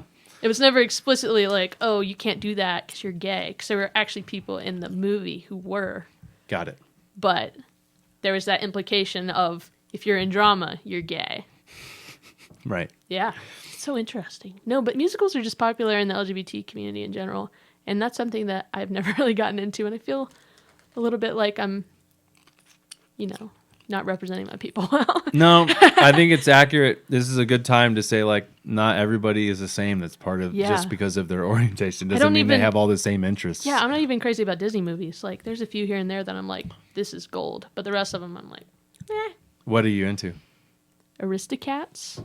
Okay. Lion King. Anything with cats, apparently. Oh my God.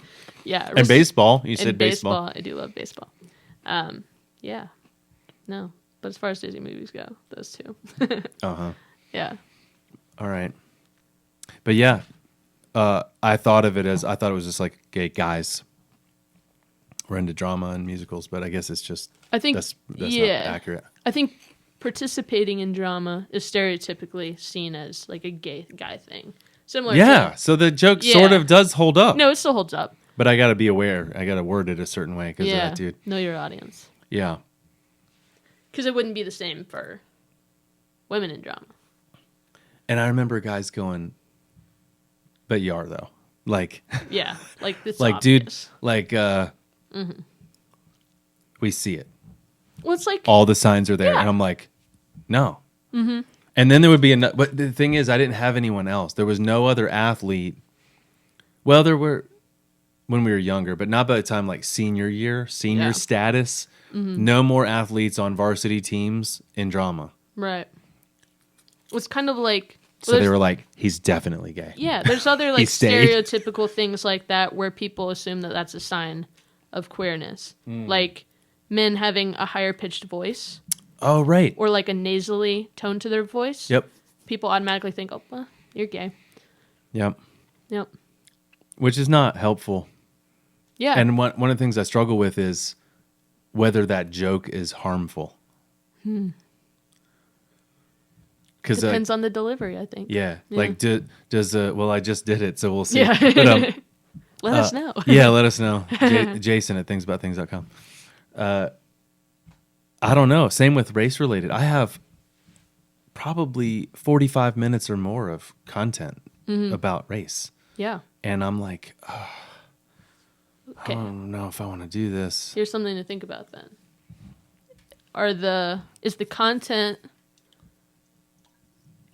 delivered in a way that is trying to make those marginalized groups the butt of the joke, or is it drawing attention to problems with our society and how we view these marginalized groups?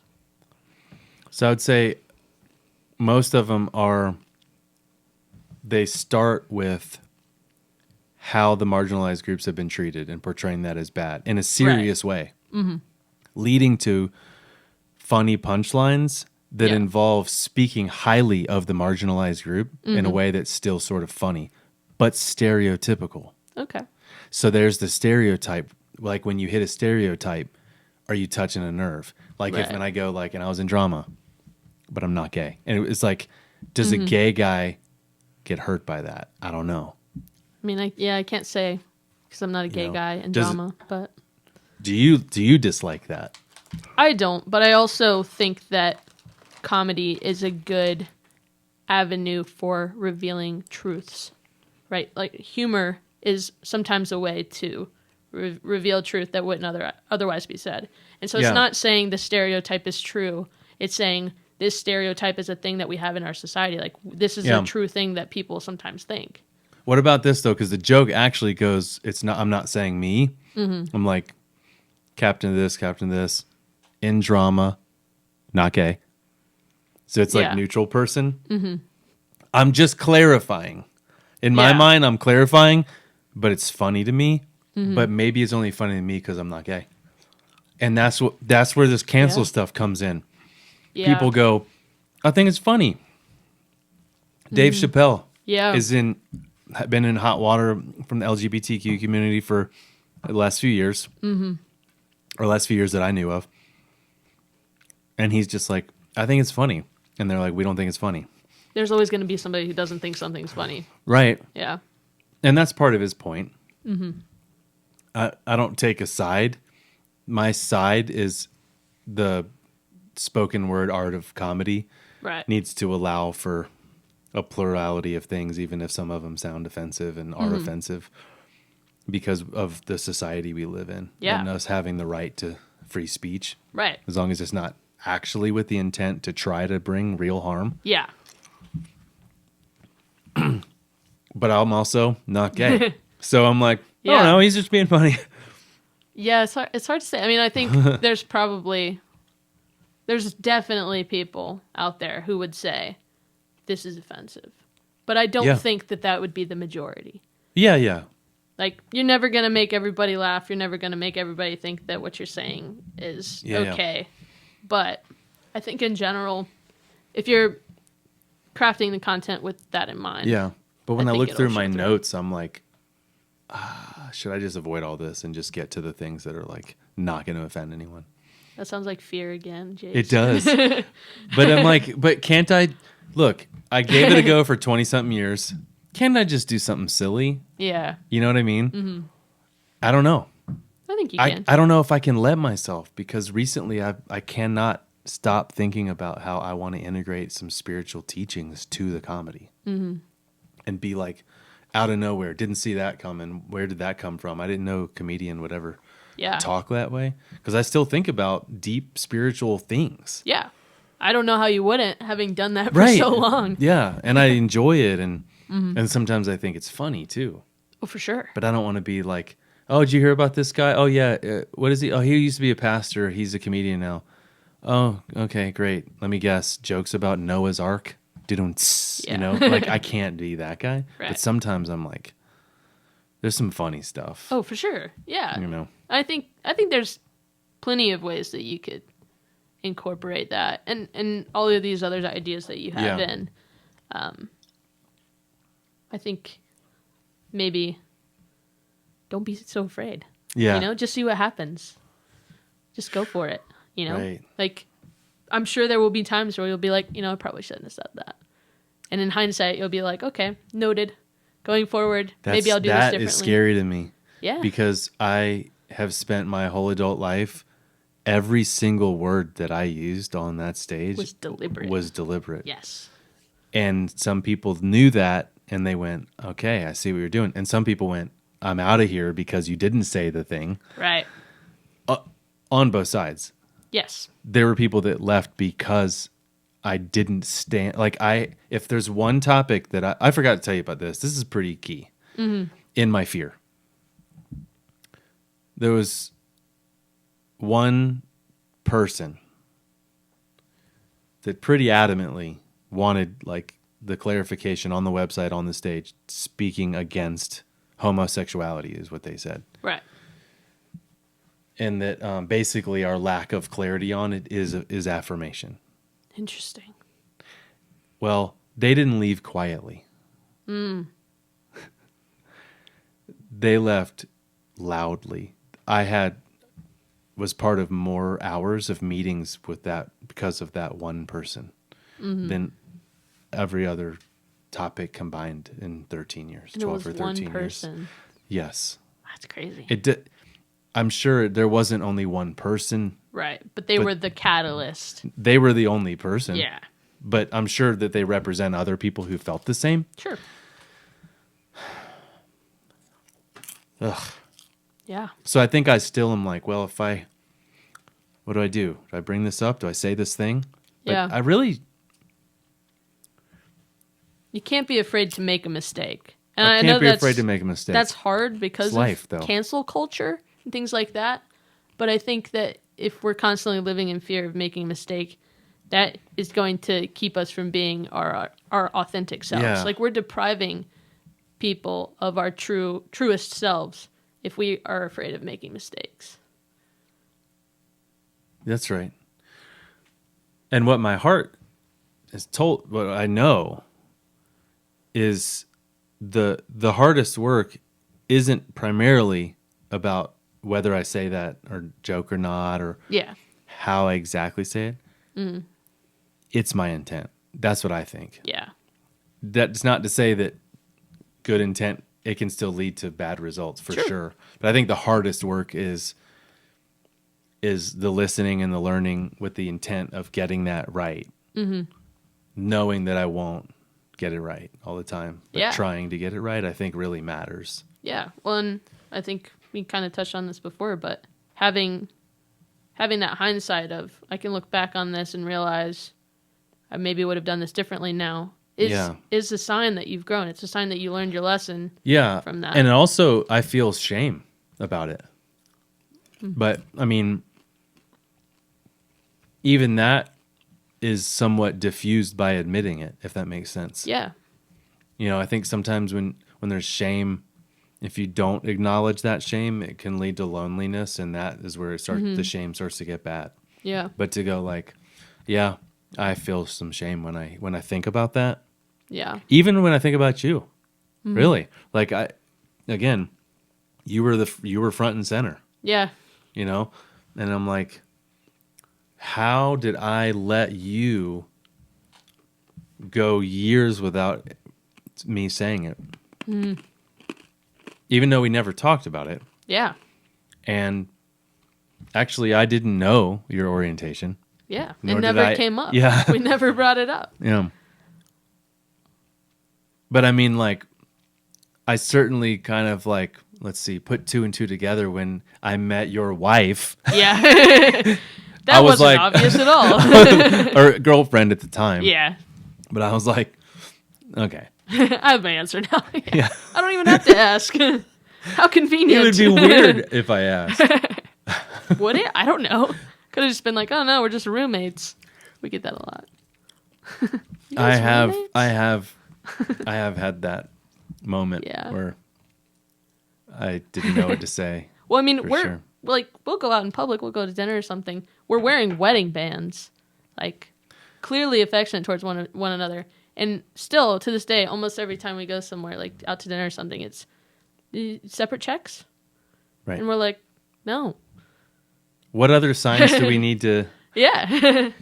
Well, maybe the deeply embedded assumption in our culture, right? Yeah. So what they saw were two married women having, like, those women are married to other men, but they're having dinner Yeah. together, and they're such close friends, they're holding each other's hands, because sometimes lady friends do that. Yeah. Like, seriously, that's probably what they thought. Yeah. I don't think they were like, it's clearly wrong to be gay. Right. Like, I think No. it's just an embedded assumption. It is, yeah. But it's one of those things where it's like, it's so embedded. I don't think people even realize how embedded it is, Right. you know? Like, I bet this almost never happens to straight couples. Like, has it ever happened to you and Kimberly? Since you've been married, you've gone out, and people are like, hey. You guys I mean, want separate checks? I'm sure sometimes Yeah. there's probably some servers that, like, always ask together or separate. Right. But I can't remember too many times that they assumed and only said separate. Yeah. It's not really a thing. It's a straight privilege Yeah. to just be it's such a to minor be one. assumed. It's such a minor one. But it's funny things like that where it's like interesting. It's not something I really even thought about until All of a sudden, you noticed every yeah, time. I'm like, this is really weird. Interesting. Okay. Two of us here holding. Yes. Maybe just assume one, and then we can correct you. How about just try that Right. one time? Yeah. Every once in a while, does it get doesn't happen. frustrating? Sometimes, but it's also just kind of like a little running joke now too. Like we're like, is it gonna happen? I don't know. We'll see. Let's see. What See does what's get coming. frustrating? That's a good question.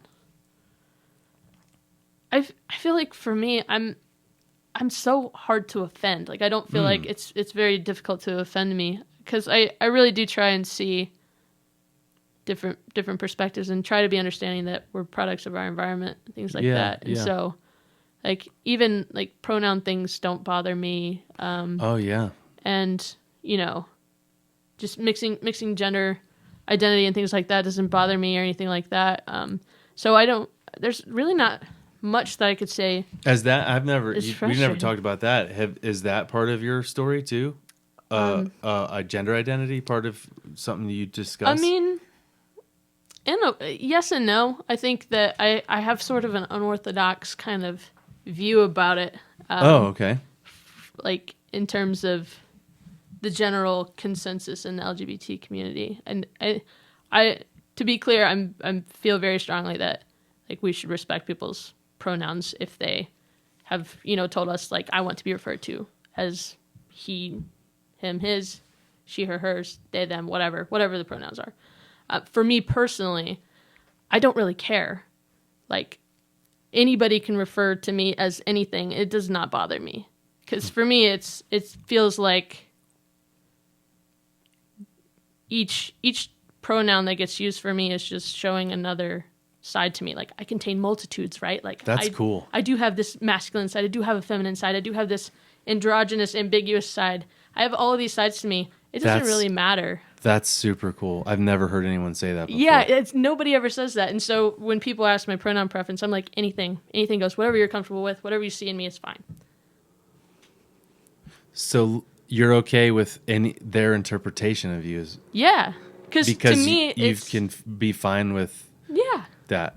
They're seeing because a there's different side of nothing me. in you that would reject that in you. Yeah, because I'm not any one thing. Dang. I don't feel so strongly about any one thing, and I don't feel like I've never heard anyone say this before. I haven't either. I've never met anybody who feels that way, and so I feel a little bit different. I'm hearing almost like they, yeah, but also with the he and she. Throw in the he and she with the they. And so if people are like, no, I really need to know what to call you, I will generally tell people you can default to they to to help people break out of gender binary. What I'm hearing is that you're helping them in it. Trying in whatever way I can, And when I say them, who knows? You don't know if I'm talking about one person or more than one. Yeah. I wish the English language had something like this, because sometimes it really is. Yeah. When they go, what are they doing? And you go, and you thought you were about to look at a group of people, and it's one, and like, or at least I do that. Mm-hmm. Not meaning any judgment. I'm just like, I look for a group of people, and someone says they. It's interesting how, English language, we have the singular you and we have the plural you. Yeah. But almost all across the country, we've adapted the plural you to be y'all or youans or you guys or whatever. We figured something out. Yeah, we've adapted it because it was too difficult to determine whether it was singular or plural. Yeah. So I do wonder if eventually in the evolution of language, we'll change the singular they to something else. Who knows? It makes sense. It does. Yeah, it's hard to say. And a plural you. That's a universal one instead of a dialect one. Yeah. I think because we have the dialectic ones. And less of a need. Yeah, people have figured out what works, and we know what each of them means, even if that's not the term we use. Like, you'll never hear me say Ewans, but I know what it means. Yeah, same. Yeah. Yeah. So, and I know people who use that, and that's fine. Like, I know what you mean, and so that's the point of communication, is to be able to articulate something clearly. And to say, I know what you mean. Yeah. Oh, man. But it's difficult. It is difficult. We can do it sometimes, and boy, oh boy, it doesn't work sometimes. No, it doesn't. It's hard.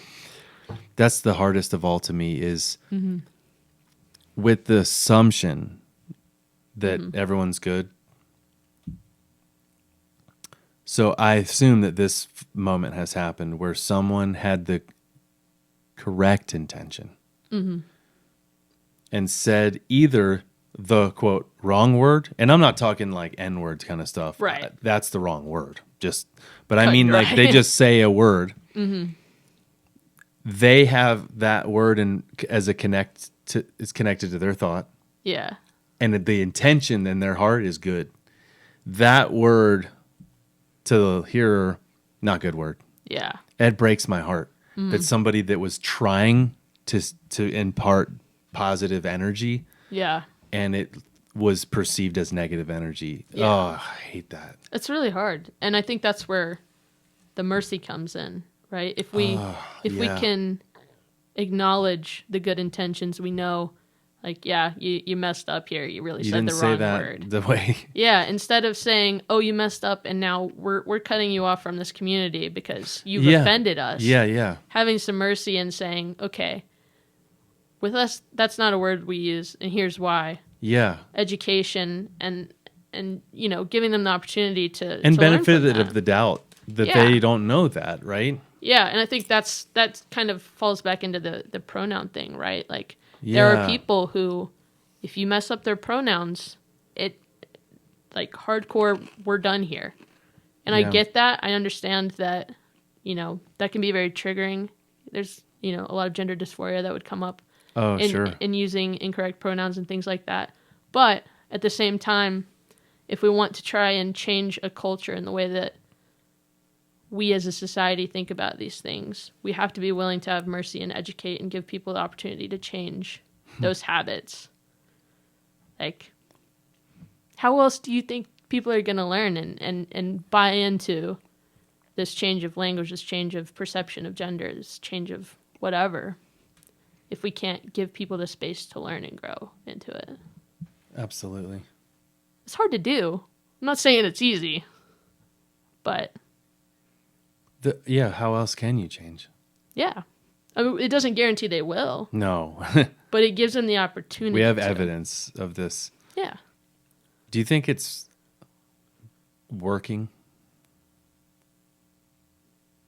Like specific to like gender related things, or like, because that idea is sort of pervasive in a lot of different areas. That's true. Like actually. we could talk about it in terms of like patriarchy, even like the prison system. Yes. Maybe, I think I was asking related to LGBTQ. I was kind of asking related to like homosexuality and gender identity. But now that you say that question, I think I'm talking about all of it. Yeah, I don't know. Is it working? Because that's last night I said to Kimberly that I think we're in another renaissance. Yeah. And the Renaissance, what we call the Renaissance, 500 years ago or something? Was it in the, I don't 1600s? remember. 1600s. Yeah. And it means rebirth or new birth or something. Yeah. So you can't say like re-Renaissance. I mean, you can, but it's a rebirth. Right. I'm going to coin something. All right, let's hear it. I think we're in the equality Renaissance. And here's what I mean. In the history of civilization, even if there's been progress, meaning the wheel or iron, the cotton gin, yeah, power over people in all of them, power over. Something's happening right now. It's not over. It is not equal, but I think we're in it. Yeah. We're in it. We're in the equality Renaissance where those who had power, and it's not like it's brand new. There have been revolutions in history. Sure. But I mean, I think the world is experiencing this. Yeah. To varying degrees. Right. And some are kicking and screaming and refuse to change at all. And then there's some cultures and countries where only a certain demographic of that country is refusing. Some countries, maybe it's the whole country or a majority of the country. And then some countries, it's the voice is smaller and they're being marginalized. Or maybe it's just different subsets within our nation. Or, you know. But it's the statues coming down. All of them. Mm-hmm. We're definitely closer than we've ever been, I think. Yeah. There's also, plenty of examples in history where movements like these have gained strength and fizzled out. That's sad to hear. You and remind me of that, actually. I think if we get complacent and think we're in a renaissance, we did it. This is inevitable. Serena, yes, she won. She's the GOAT. Yeah, if we do that, and we just go like, we're like, I can sleep tonight finally. Yeah, I think that's when it'll definitely fizzle out. If we say it's inevitable, it's not inevitable. No, we have to be mindful that it could collapse at any time. Because that's how power structures work. Yeah. Nobody wants their empire to fall. No. I mean, man, oh man. I had a wood stove and heated with it 24/7. I like pressing the button on my phone better. Oh, yeah. I mean, I do. It's easier. And it's probably because I live in an empire. And I'm just like, man, boop. Yep. That's an oversimplification. There are plenty of people that don't live in empires. It's a good metaphor, though. Ease of life. Yeah. Kind of thing. Which, the people that I know that have come from deeply oppressed places and poverty, and they've told me pretty much unanimously they don't want the people with the easy lives to have hard lives. They just want everybody to have the easy life. Yeah. They're like, we don't want you to have to not have that app on your phone. We just want to all have the app on our phones. Which is right? Is so different. Like, that's the opposite of how the people in power feel. They're saying, I don't want you to have the ease that I have because it threatens my way of life, and it means that I could fall down to, a place where I have less than They you. think it's like the French Revolution. Yeah. Off with And their it's heads. not, and it's not what's happening. Yeah, exactly. And I mean, like, again, sometimes it is happening, Sure. but it's not. I don't think that that's what's happening No. in our world and culture. And I don't think that's the intention either. No. Like that's not the intention behind the equality renaissance, right? It's not to switch the power. It's equality. It's equality. It's literally right there in the name. Yeah. It's like they wanted us to know. Yeah. They. I'm talking singular they, by the way. Yep. Yeah. I've never felt that feeling about my gender identity being anything other than he, him. Mm-hmm. But I will say, I'm starting, as I've been listening more, I'm starting to really try to sense the nuances of orientation versus identity. Yeah. I know the definitions, but I'm talking about the feeling. Right. So Because would it be called cis if I'm straight and also identify as he? you don't have to be straight to be cis. Oh, I didn't know Cis that. means, for example, you were assigned male at birth Oh. and you identify as male. Oh, sorry. Yeah, I forgot Yeah. that. It's confusing. Yeah, yeah. But I've never felt anything other than as a he. Mm-hmm. And I still don't think that has changed, but I am the last 5 to 10 years starting to really deeply invest my time and feelings and spiritual efforts to connecting with the feminine aspect of the divine or the universe. Right.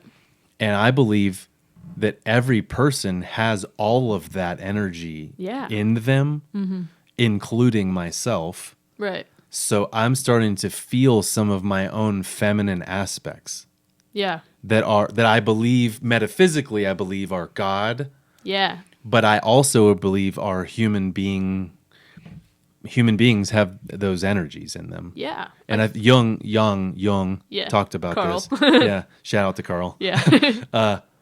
And all this stuff I learned from Kimberly, like all of it. And then not all of it. Like I started her, and then I started reading more and listening more and all that. But Right. so all that to say, I still would say he because I don't feel anything else. Yeah. But I feel something in me that's feminine. Yeah. In addition. Well, and that's another Because thing. I think that's just psychologically true. Yeah. But I'm starting to feel it for the first time, not just read about it. Right. And that's another thing is like, do you feel your pronouns because you are masculine or feminine? Are you tying, masculinity with he, him, Right. and femininity with she, her? Or does identifying as he, him mean something different to you? Like, what does that mean to you as, Right. a self-identified cis male who uses he, him pronouns? What does that mean to you to feel like a he, him? Does it mean you feel masculine, or what does that mean to you? What a great question. Yeah, it's so interesting to think, why do we use these words other than that's what we're comfortable with, that's what we've known. Yeah, sure. That's got to be what it is. Yeah. Where else does it come from? Why would we identify with these things if there wasn't a reason for it? And also, I don't like oversimplifying he or she Right. with character traits that seem to only like society has said. Yeah. But I think I can still feel the difference. But it's not like guys watch sports. Right. Like that's not the case. Yeah. I have plenty of guy friends not into sports. Plenty of girl friends that are into sports. Yeah. Not a small sample, not like a token thing. It's just an oversimplification that is wrong, stereotype. But I still feel something different. I feel that there's a difference between masculine energy and feminine energy. It's not like girls play with Barbies. Right. That's not what I'm talking about. It's something else. Yeah. And even if you broke it down to, character traits like, oh, well, men are more aggressive and women are more passive, even things like that doesn't feel still quite doesn't right. hold up. Yeah. No, I know what you mean. I think there's a difference between, it's like an energy thing. It's a feeling and not necessarily something you can put into words where it's like, oh, well, this list of character traits is this thing. This list is this thing. And that's how you tell the difference. I think it's more of a feeling. It's like, however you identify with those two things. And then, of course, there aren't those two genders. Right. That's a whole nother part of That's this a whole other conversation. thing, yeah. And I think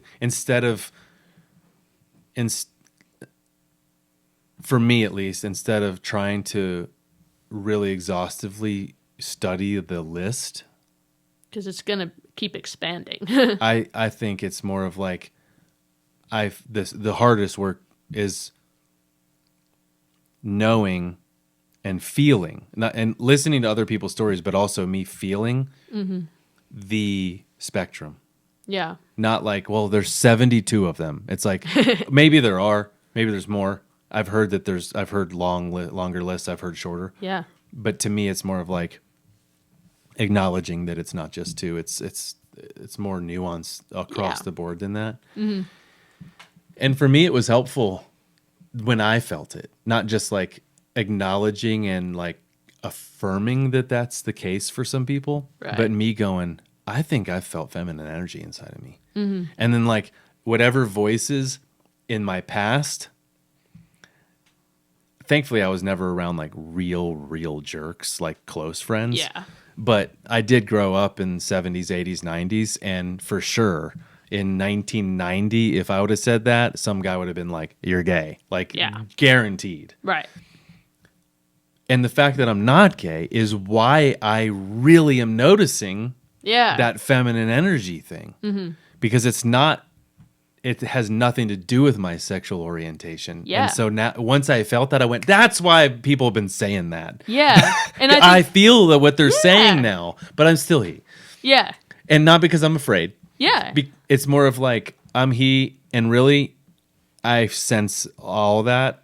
Mm-hmm. I don't know. He still feels like right to me. And that's totally cool. Yeah. Yeah. And whatever. It doesn't matter. It doesn't matter. It's a personal thing, and it has to be a personal exploration and decision, I think. Another part of it could just be I'm married to a woman and I have 2 daughters and we have a female Maltese dog and I'm around a lot of feminine energy. Tell me about it. I have a wife and 5 female cats. 5? Yeah. Man. You got to get out for a while. And I know some reverse to that. I know some moms with like a husband and 4 boys. She's like, I can't love you all. I gotta go for a while. For sure.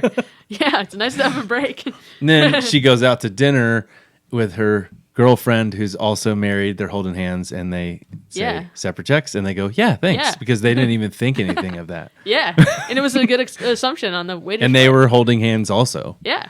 But I'm not sure how affectionate you were talking about in your scenario.